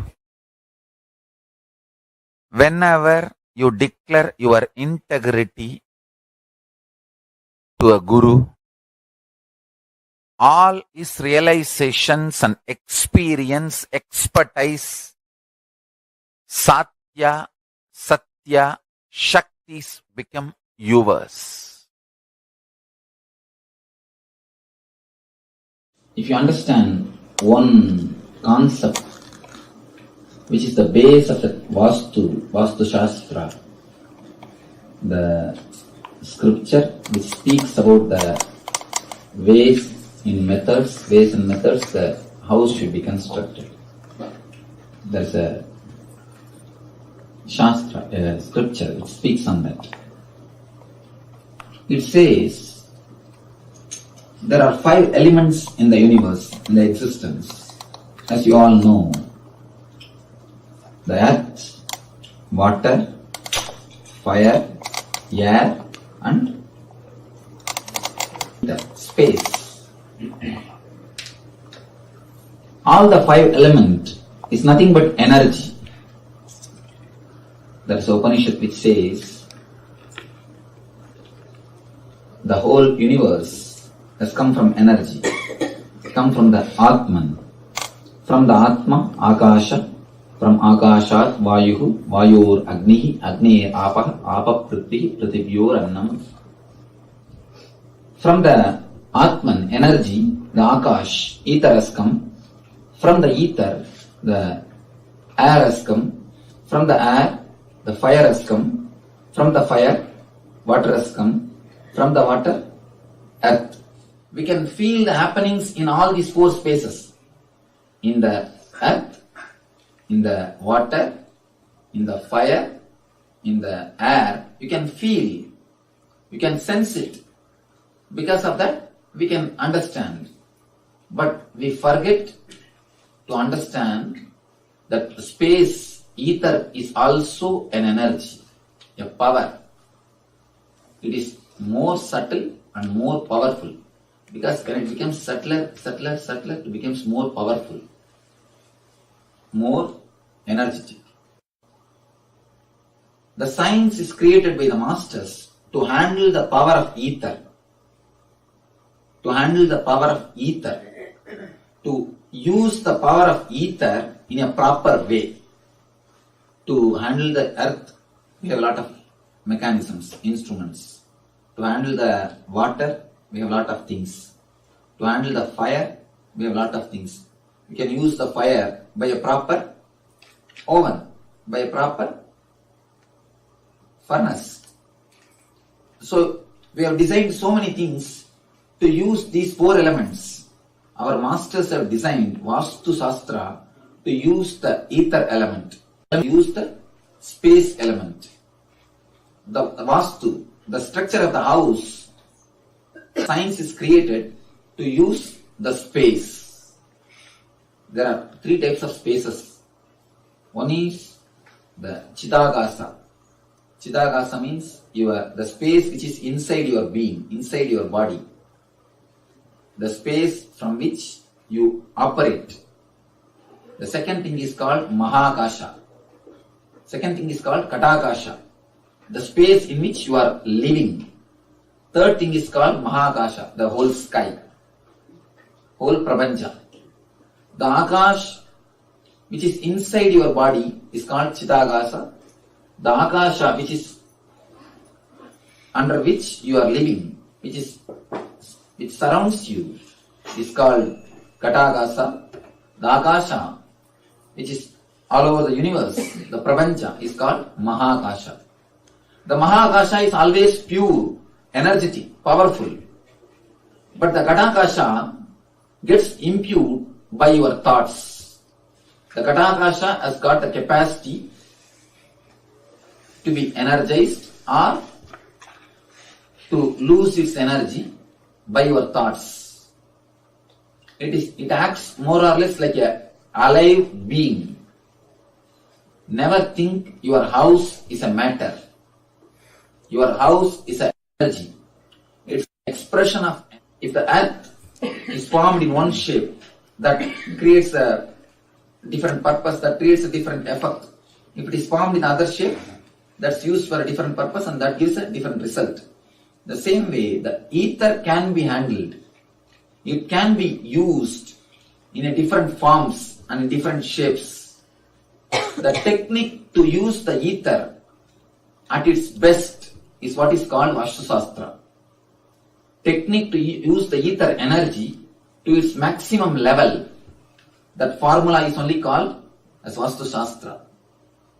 When the ether is put in one particular size, inside the room, inside that space, whomsoever lives, they are controlled by that ether. And that ether is in turn controlled by them. Their thoughts affect the ether, and the ether affects their thoughts. For example, if you go out and sit in the open sky, by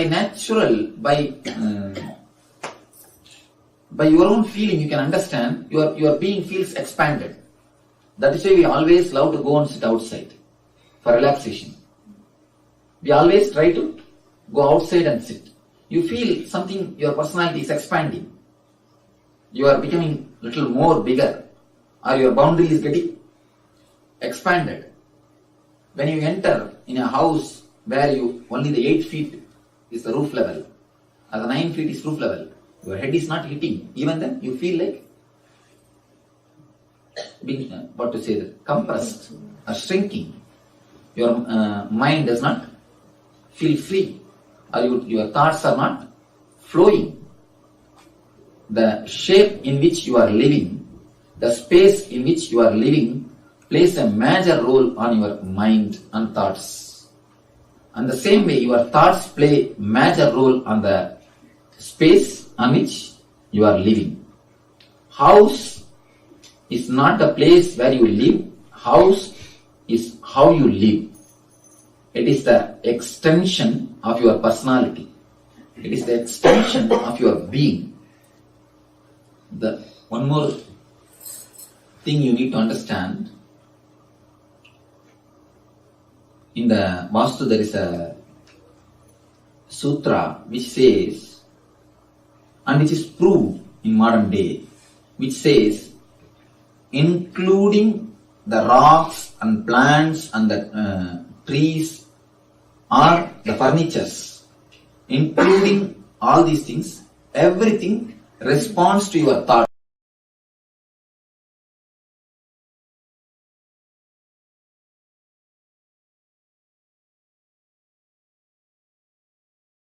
Space, kasha.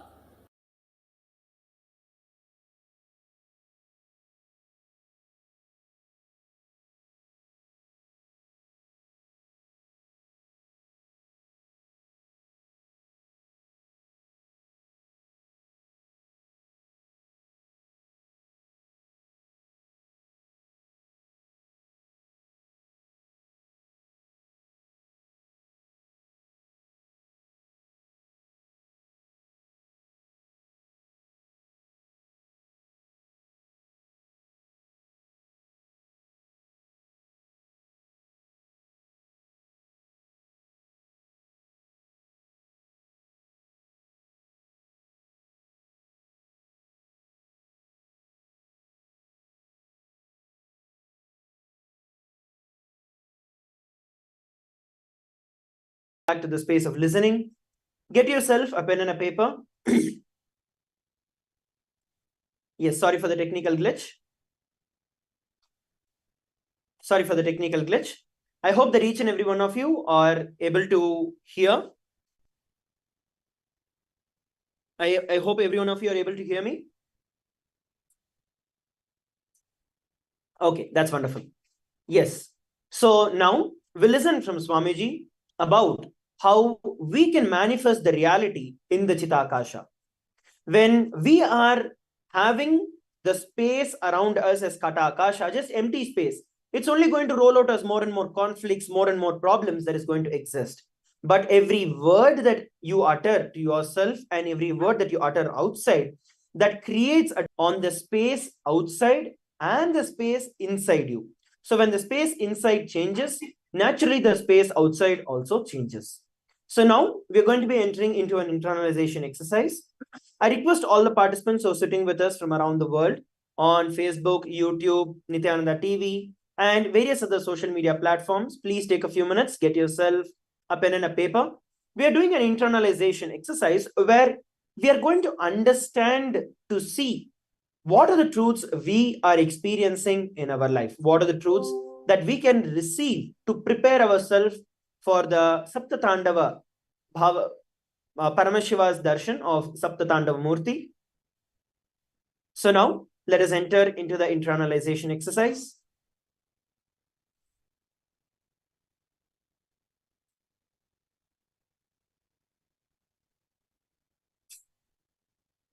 Please be seated.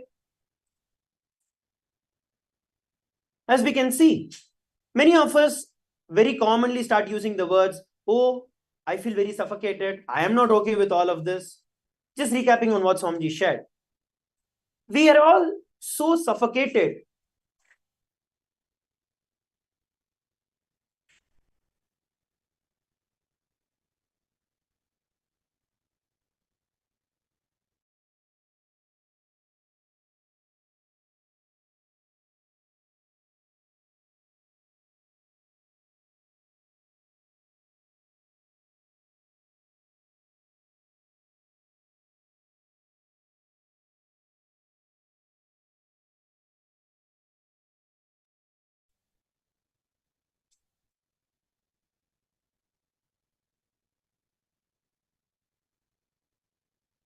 Sorry for the technical glitch.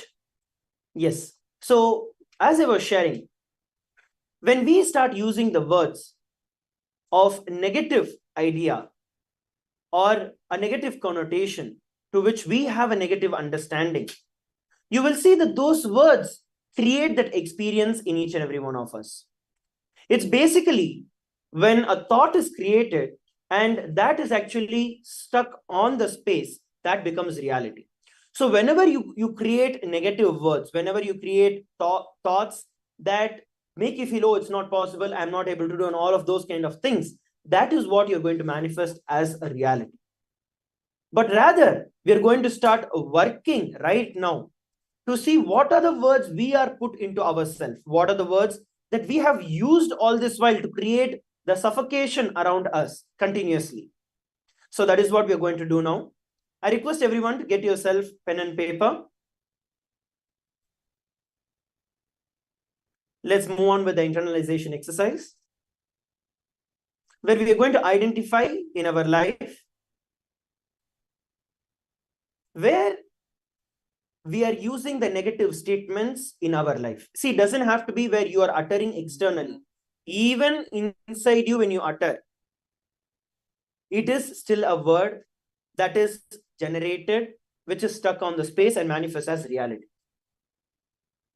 So pen down 5 negative statements that you very, very commonly use in your life. See, this is not like any other self-motivation or self-realization. No, this is something way deeper than all of that. It is a science of manifesting reality and the science of creating and generating the space to manifest the reality as you want. So please take a few moments to sit and pen down 5 negative statements. First, pen down the 5 negative statements. For example, I feel I'm suffocated, I am irritated, I cannot handle this. So like that, what are the words that you use continuously which suffocate you? Pen them down. It might even become an unconscious thing, like it just is part of your whole vocabulary.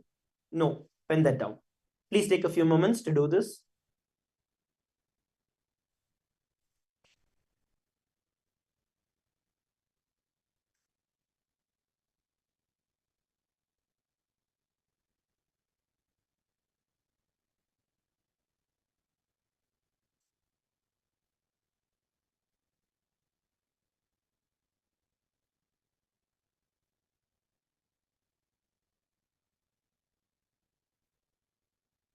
It's actually very simple. Immediately it just comes to our head because we are using it constantly. You can also put it down as comments in the different things, in the different media platforms, social media platforms where each of you are viewing this live. You can also put your comments where we can read out and I can share with each and every one of you about it as well.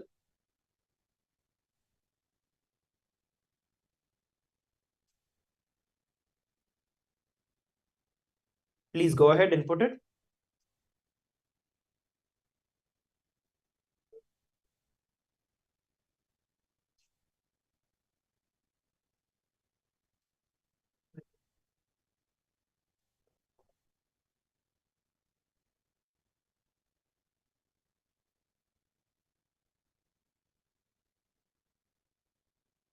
While you're also penning this down, you can also pen down the 5 statements that you continuously use, probably many times when you feel success in your life, when you see that, yes, I'm able to do it. See the positive statements that you use in your life, experience and see how those have deepened the experiences in your life. For example, when you continuously utter, I feel very peaceful after doing puja, you'll actually see that it strengthens the effect of you doing puja and you actually feeling more and more peaceful. Similarly, whenever I offer to Kailasa, whenever I give to Kailasa, there is huge abundance that is generated in my life. These are truths that you generate inside you also to manifest as a reality. Similarly, whenever I chant the Mahavakya, I am able to manifest all the extraordinary powers. I am able to get rid of any problem. The moment I think of Swamiji, I am able to see that problems are solved. The moment I think of Swamiji, Swamiji is there attending to me. Like these, look at, pen down 5 different statements, positive statements, which have deepened the experience in your life. Please pen down.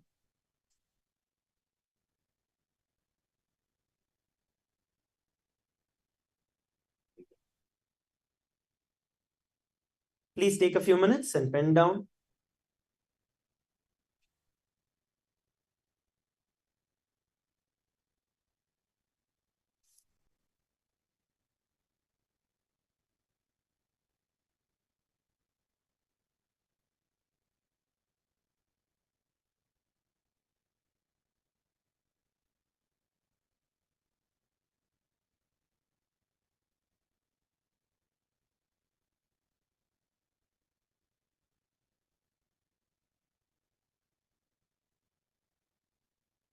By doing this, actually, we are identifying the various situations in our life where we unconsciously and consciously destroy our life. And at this time, we are also identifying the situations where we unconsciously and also consciously at many times build it in our life. Just by identifying this difference, you will see that you will start empowering it. You will start experiencing it. Even now, so many of you are connected. So many devotees have joined. All of you know, the moment you have the Bhava Samadhi Darshan, there's a gush of energy that happens. And you literally can manifest anything that you want during that time frame. And you're completely rejuvenated after the Bhava Samadhi Darshan. So these kind of powerful cognitions, there are many for every one of us. Now you have to decide, the moment you even identify, you have to look in to decide, what do you actually want to manifest? Do you want to create the space where you feel stuck? Or do you want to create the space where you want to manifest the reality? So just by penning down, you'll come to this understanding. You'll come to this realization. I request all of you also to go over and post. You can post it in the comment section, the Facebook, in the YouTube, in our various other platforms. You can post it. If you have any doubts or questions also, you can always post. Very, very shortly, we're going to be having the Bhava Samadhi Darshan of the Supreme Pontiff of Hinduism. So I request all the participants who are sitting with us, who are viewing this live from everywhere, let's prepare ourselves mentally and physically by doing the process and by being part of the entire preparatory program. See, the entire preparation actually helps you with receiving the darshan completely. So go over and participate in everything intensely, do everything intensely, which will help you with manifesting the powers of Paramashiva and experiencing the completeness of the Bhava Samadhi Darshan. So now it is time where we move towards the next segment of the preparation. We're going to be joining back after a very short break. I still request those of you who still haven't finished, please take your time. Go over and pen down 5 of these situations and just reflect on it. There's nothing special that you're going to be doing. You're just going to reflect on it. So let us now move on to the next session after a short break. Please stay tuned. Thank you. Nityanandam.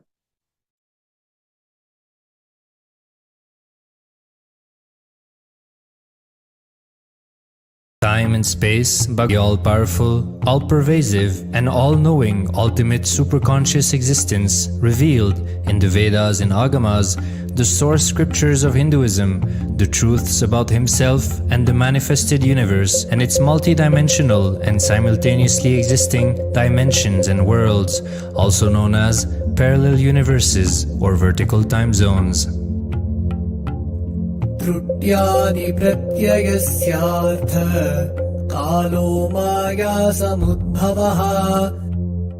The Kala Tattva, which gives rise to the knowledge of various time zones and parallel universes such as Truti and others, is originated by Ananteshwara from the impure Maya. Bhagwan Paramashiva mentions that as we experience the various higher states of consciousness, we simultaneously experience the various time zones associated with them. We get transported to the parallel universes and experience the other dimensions of our own existence. Listen. Suvarloka is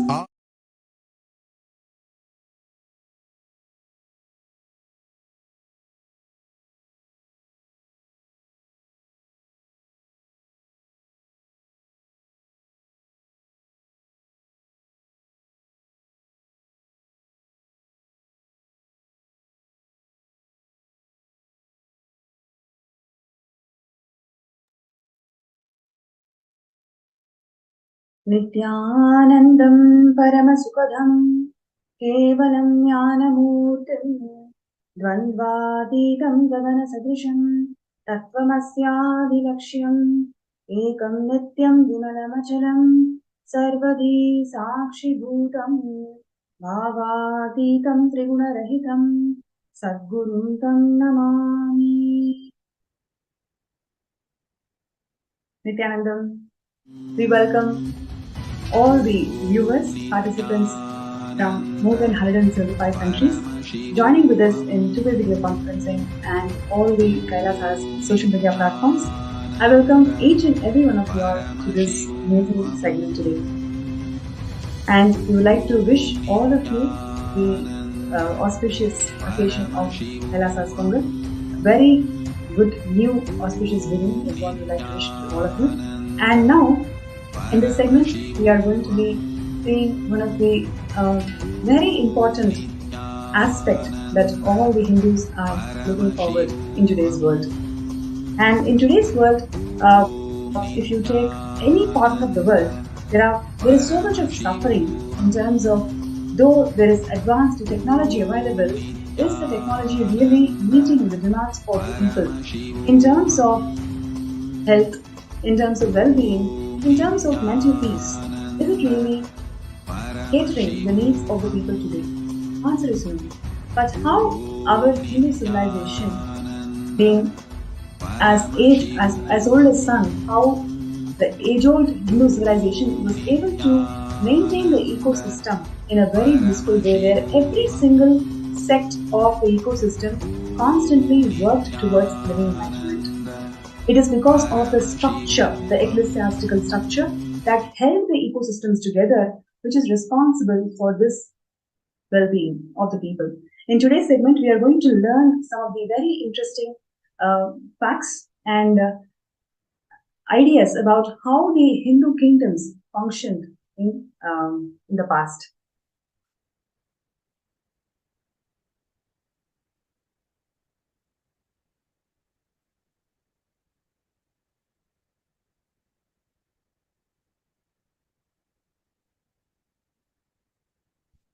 And there are some participants from the program who are still part of the power manifestation segment. I request all the participants to kindly come out of the blindfold, and we will be starting the next session shortly now.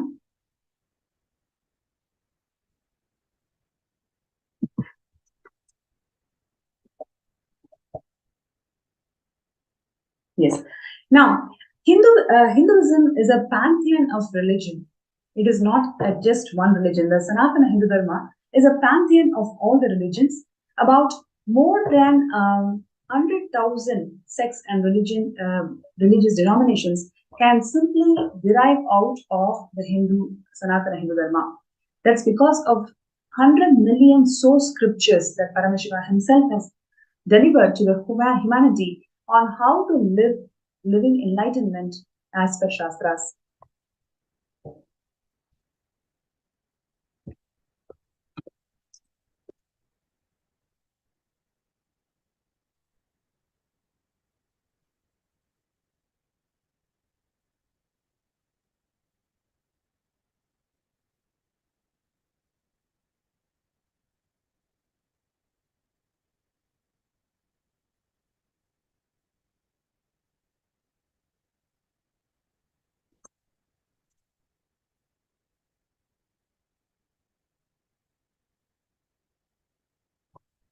There are 56 Hindu nations and kingdoms that constituted the Sanatana Hindu Dharma in the ancient times.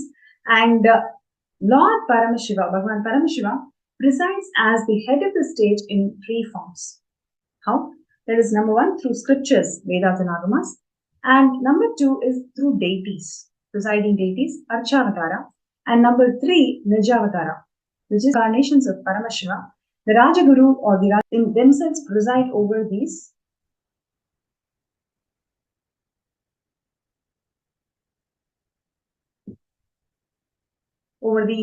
kingdoms.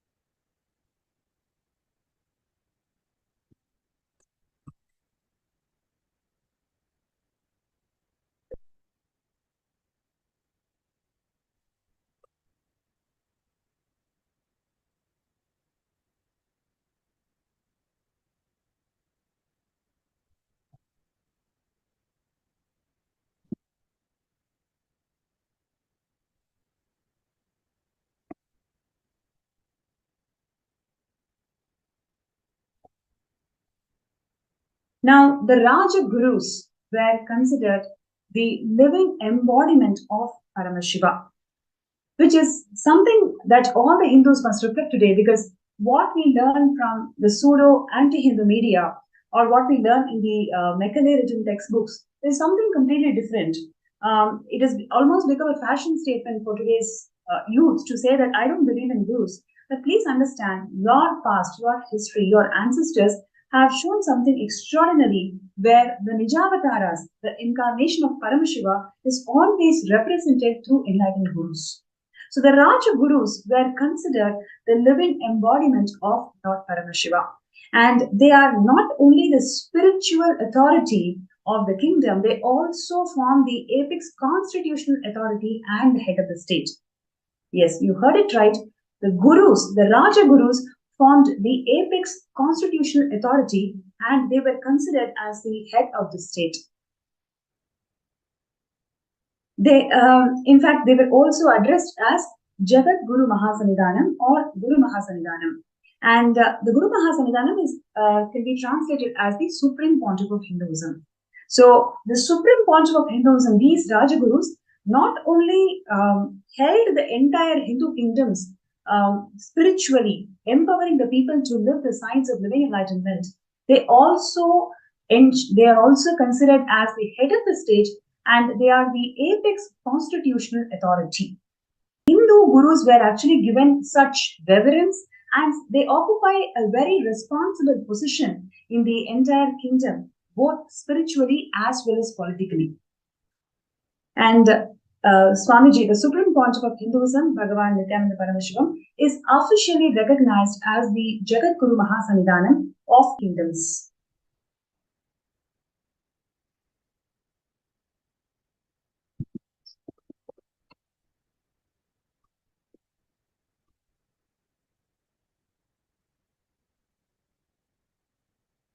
And these Jagat Gurus had the responsibility of appointing and coronating the king of the Hindu nation. This is something, once again, a very interesting fact to many of you because you might not have cognized the role and the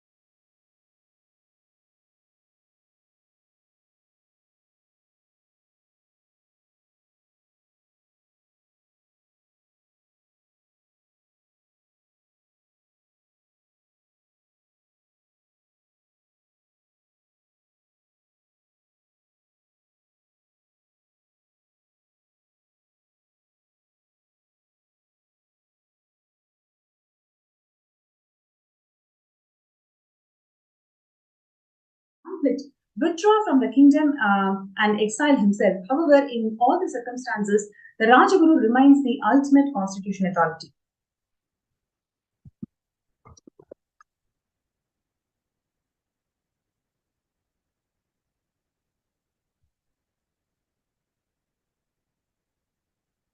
Yes. Now, the title Jagat Guru Mahasanidhanam in English could be translated as the Supreme Pontiff of Hinduism. And Hinduism authorizes each Rajaguru to represent the interest of the entire Hinduism in this country. And even internationally and nationally, they become the apex body, apex structures who represent this entire interest of the Hindu community. And like this, so many other people, just like Vishnu Gupta, like I mentioned earlier, there are many such Rajagurus who formed a key role in advancing faith, in advancing religion, in advancing technology, medicine, and the political sovereignty of these Hindu kingdoms at large.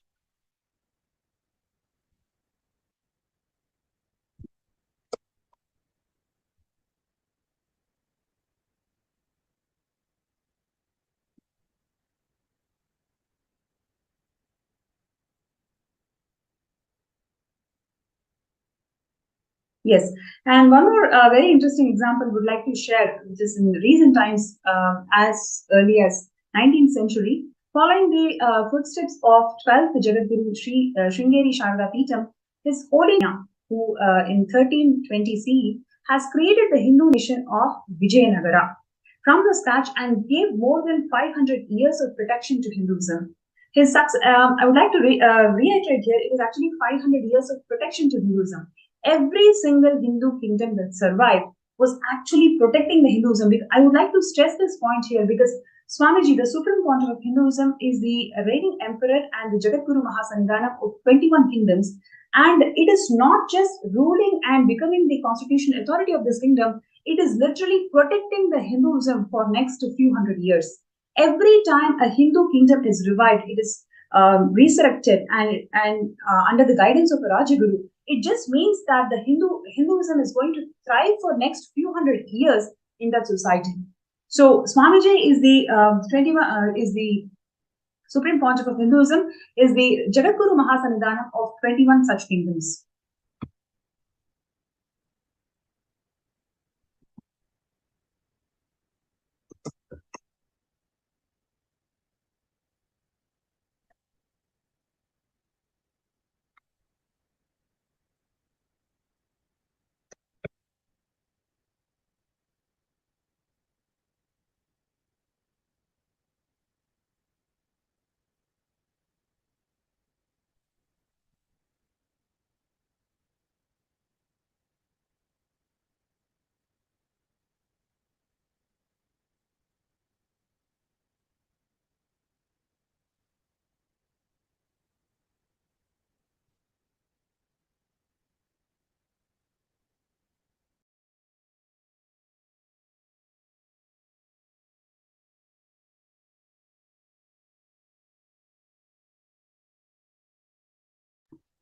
Yes, sorry for the technical glitch.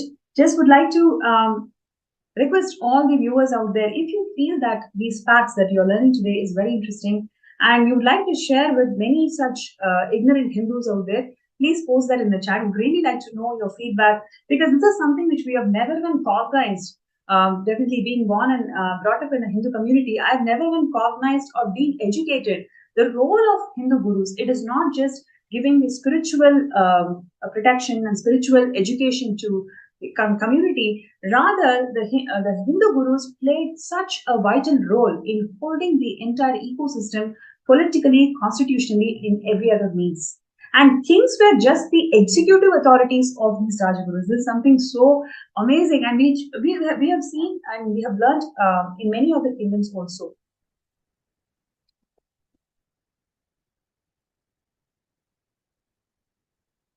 So what I'm just going to share with all of you is on 11th, 12th, and 13th of January 2015, Swamiji was coronated as the Supreme Pontiff of Hinduism.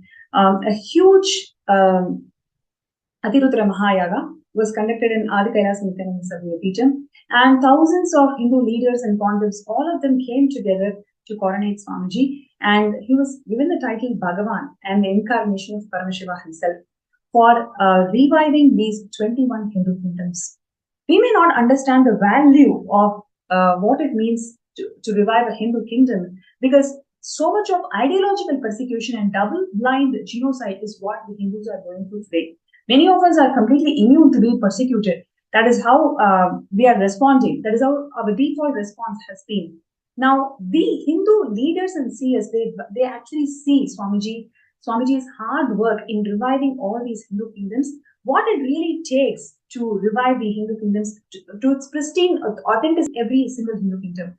And over the upcoming days, we will go through the details and what really involves in revival of ancient Hindu kingdoms every day. And for this presentation, I'm just going to touch on few important aspects where we can learn the importance of Guru in holding the entire ecosystem, and the contribution of Swamiji of being the Rajaguru, the Jagadguru Mahasannidhanam of 21 such Hindu kingdoms. And he was coronated as the Supreme Pontiff of Hinduism by 1,000 plus Hindu leaders and seers in the year 2015 on 11th, 12th, and 13th of January.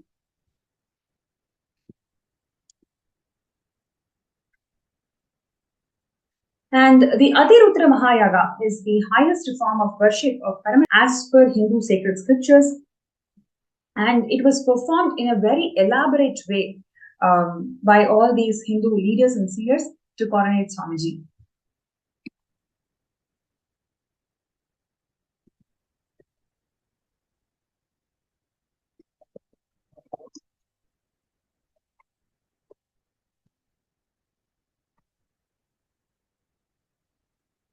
And the 21 kingdoms where Swamiji is the Jagadguru Mahasannidhanam starts with the Arunachala Sarvanya Peetham, and then followed by, then we have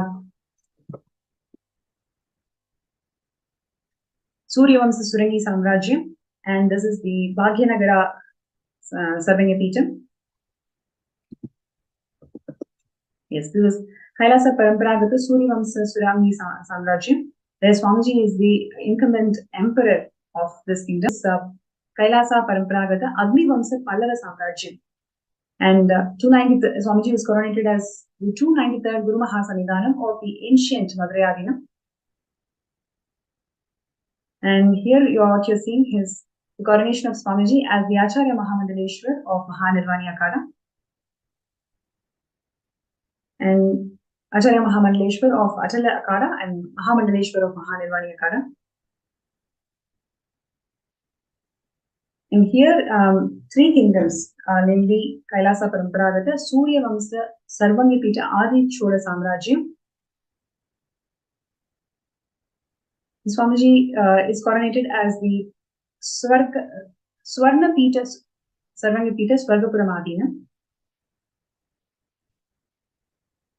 Yes, and it is not just revival of these ancient kingdoms. Swamiji has delivered discourses, thousands and thousands of hours of discourses. In fact, Swamiji is awarded as the person who has delivered maximum number of spiritual discourses, 3 lakh discourses in the last 30 years by the Asia Book of Records.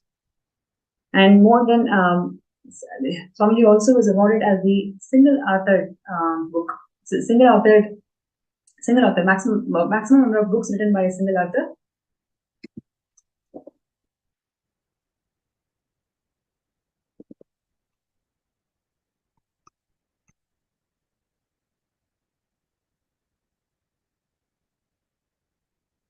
So I'm just going to take a few minutes of your time to show the most grand celebrations of Swamiji receiving the Supreme Pontiff of Hinduism coronation by all these Hindu leaders and seers. You can see here how grand the entire Adirutra Mahayaga was conducted. And here you can see the Abhishekam, Patabhishekam is happening, where all these Hindu leaders are coronating Swamiji as the Supreme Pontiff of Hinduism.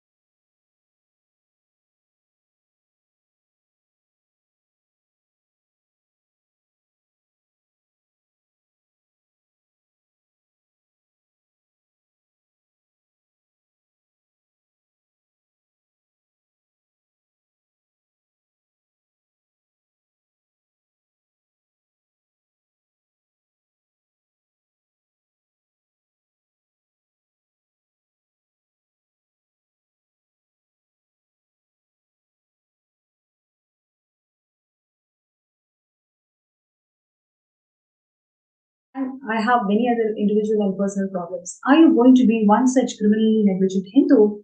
Or are you going to awaken to the true purpose for what you have happened today? The avatar has descended in this planet to revive the Sanatana Hindu Dharma to its original glory. We can see it every day, literally every single day. Kailasa is signing bilateral agreements with several countries and cities around the world. Everybody is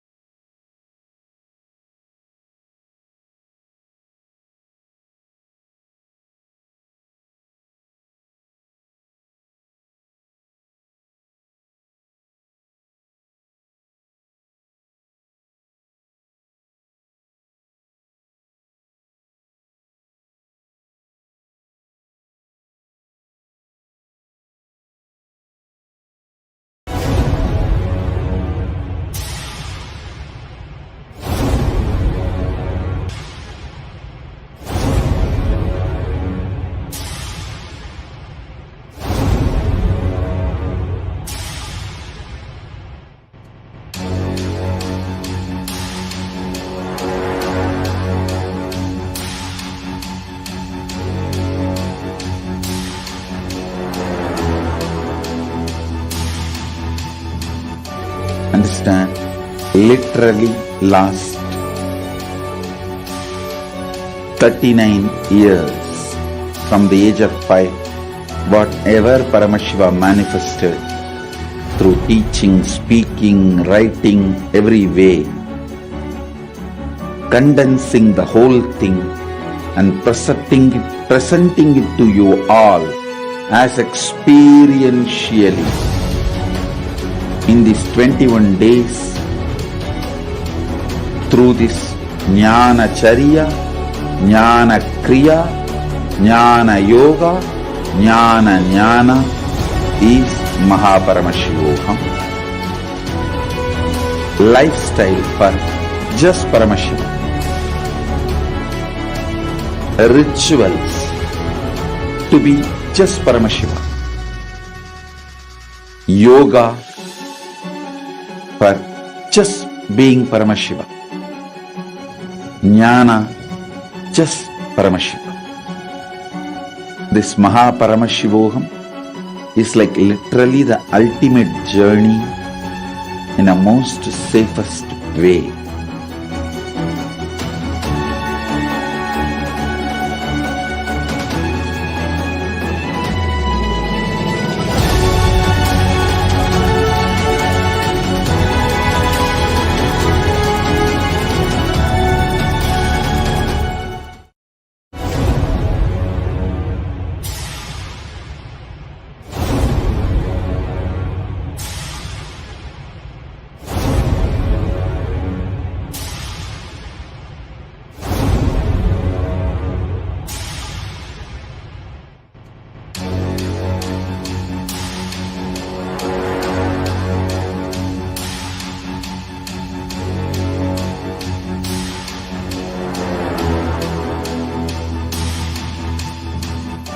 Understand?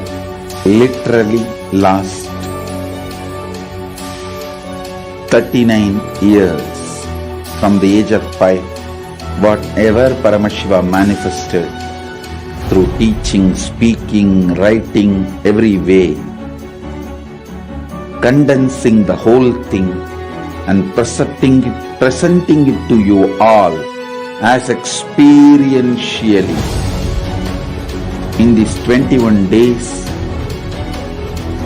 through this Jnana Charya, Jnana Kriya, Jnana Yoga, Jnana Jnana is Mahaparamashivoham. Lifestyle for just Paramashiva. Rituals to be just Paramashiva. Yoga for just being Paramashiva. Jnana just Paramashiva. This Mahaparamashivoham is like literally the ultimate journey in a most safest way.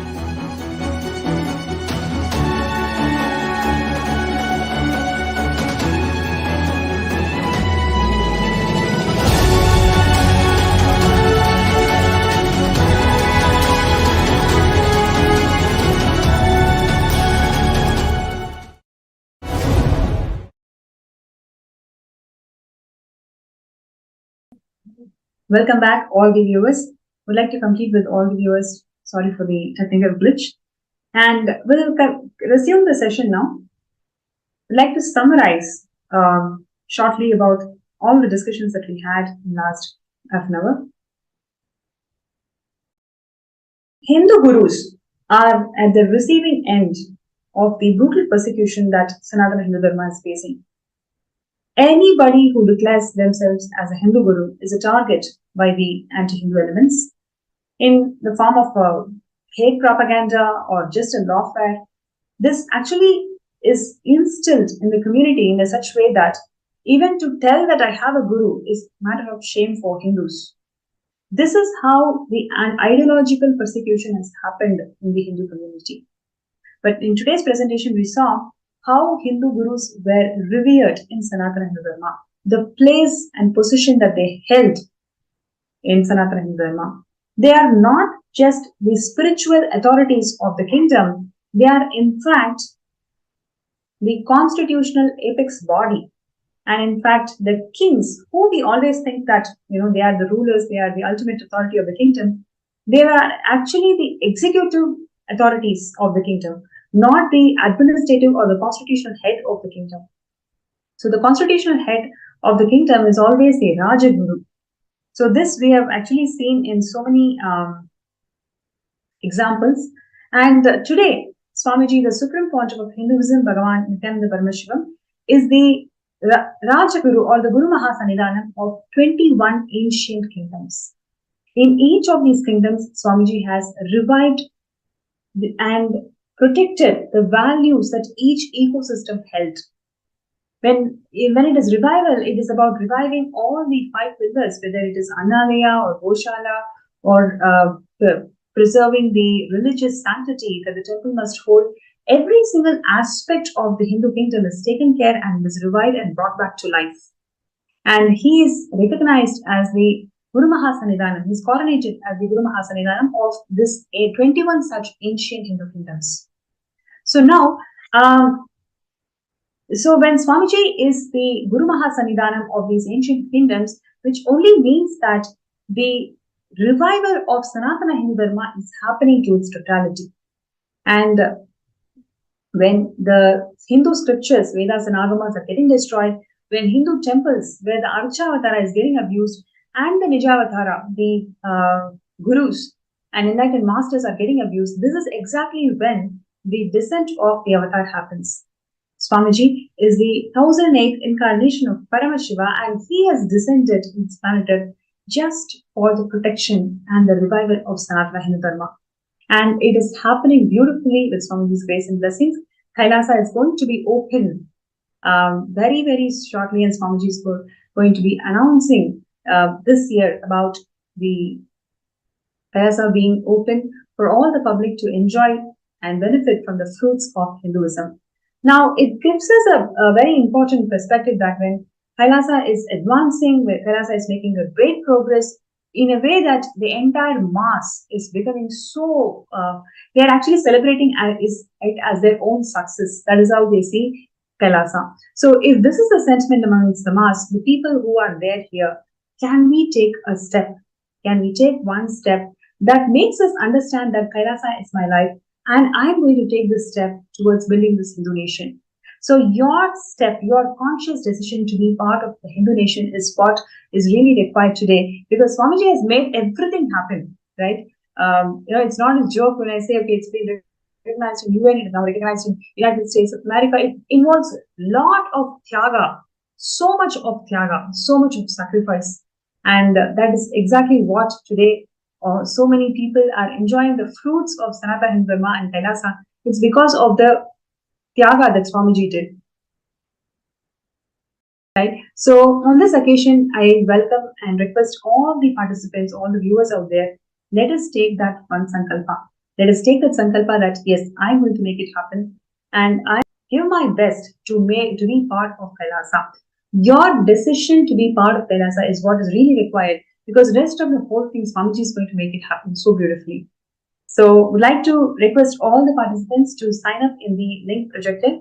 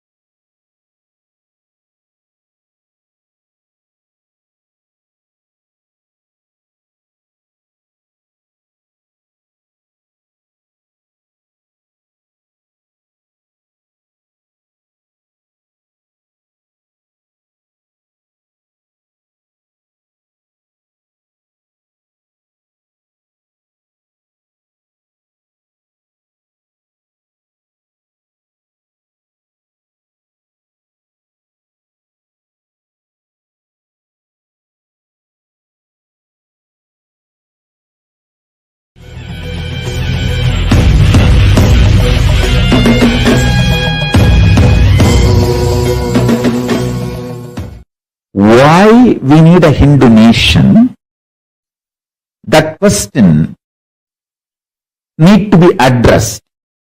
Because the Hindu civilization is good, it need to be kept alive, we need a Hindu nation.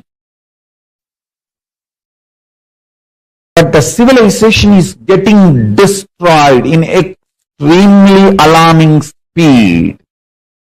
Hindus are neither ready to wake up, and anyone who is even trying to wake up the Hindus is targeted and destroyed brutally. Fortunately, with the grace of Paramashiva, I am still alive. I am not killed.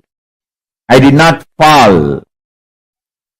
But the number of attempts on my life and the lawfare done on me and the defamation, destroying my identity, all this is enormous. If you see the volume of atrocity material generated on me in the internet, you will be shocked. Listen carefully. I want Hindus to know this truth. Understand? The target of anti-Hindu elements is not me, you. Because I am defending all of you, I am being targeted. Listen. Let me reveal some of these truths step by step. First, India has two layers: civilizational nation, territorial nation. The threats territory is facing, all of you know. But the threats civilizational nation is facing, unsaid.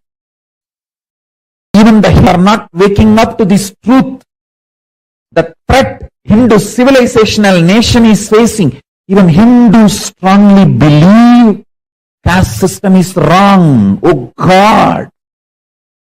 Hey, this system which made you live, which is your life, which is still keeping you alive, the only existing ancient civilization. There are 49 ancient civilizations. All 48 has disappeared. The only living continuously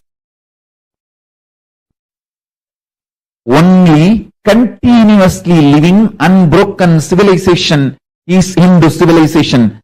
The reason, one and only reason, is caste system. That line I agree. There is no higher or lower among the castes. That I agree. But don't try to dismantle the very caste system. The caste system kept this civilization alive. Deity worship kept the civilization alive. Temples kept the civilization alive.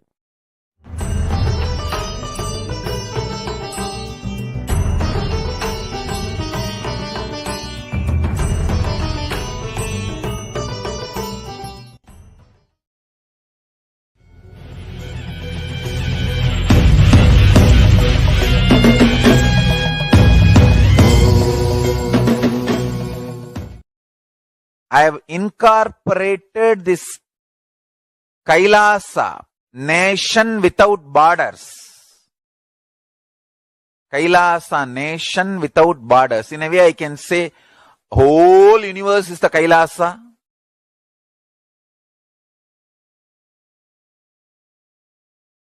Kailasa, nation without borders. I have incorporated in multiple countries. Each Kailasa will function in their own countries as per that country's law, within that country's law.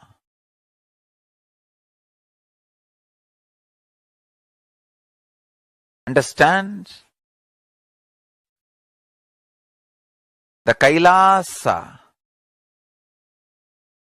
is revived to do contribution, uniting the nations for contribution. Hinduism, Veda Agamas have great things to contribute to the world, like the manifestation science, the ancient culture and arts, the ancient lifestyle truths, the ancient medical practices and medicinal knowledge, the ancient indigenous cultural heritage and jewelry, perfume, dance, music. In every level, Hinduism has so much to contribute. Veda Agamic traditions have so much to contribute. To share all this with the world, to contribute to the world.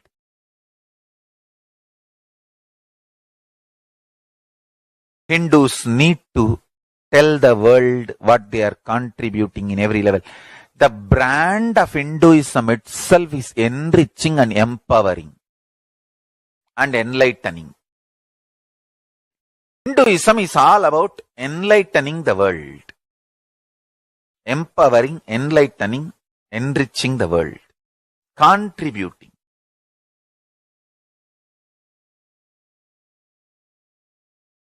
That is our spiritual life. That is our spiritual strength.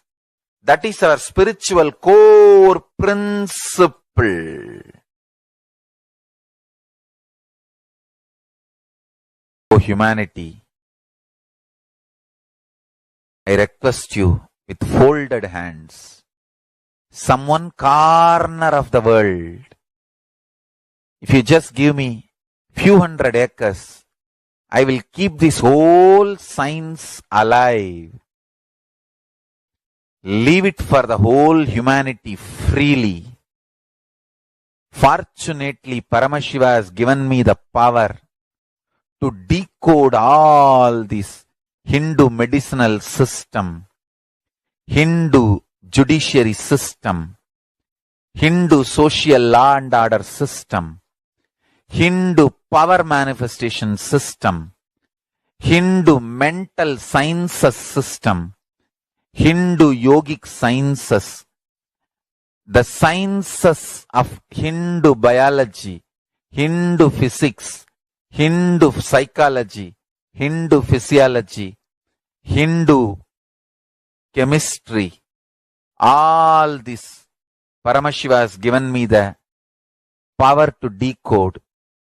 Whatever the remaining scriptures are available with the humanity, Paramashiva has blessed me, and I have collected, not only I have collected and organized, I can decode. This whole science can be kept alive in any one corner of the world. Just few hundred acres are for me to live peacefully and exist peacefully. I can store this whole thing alive.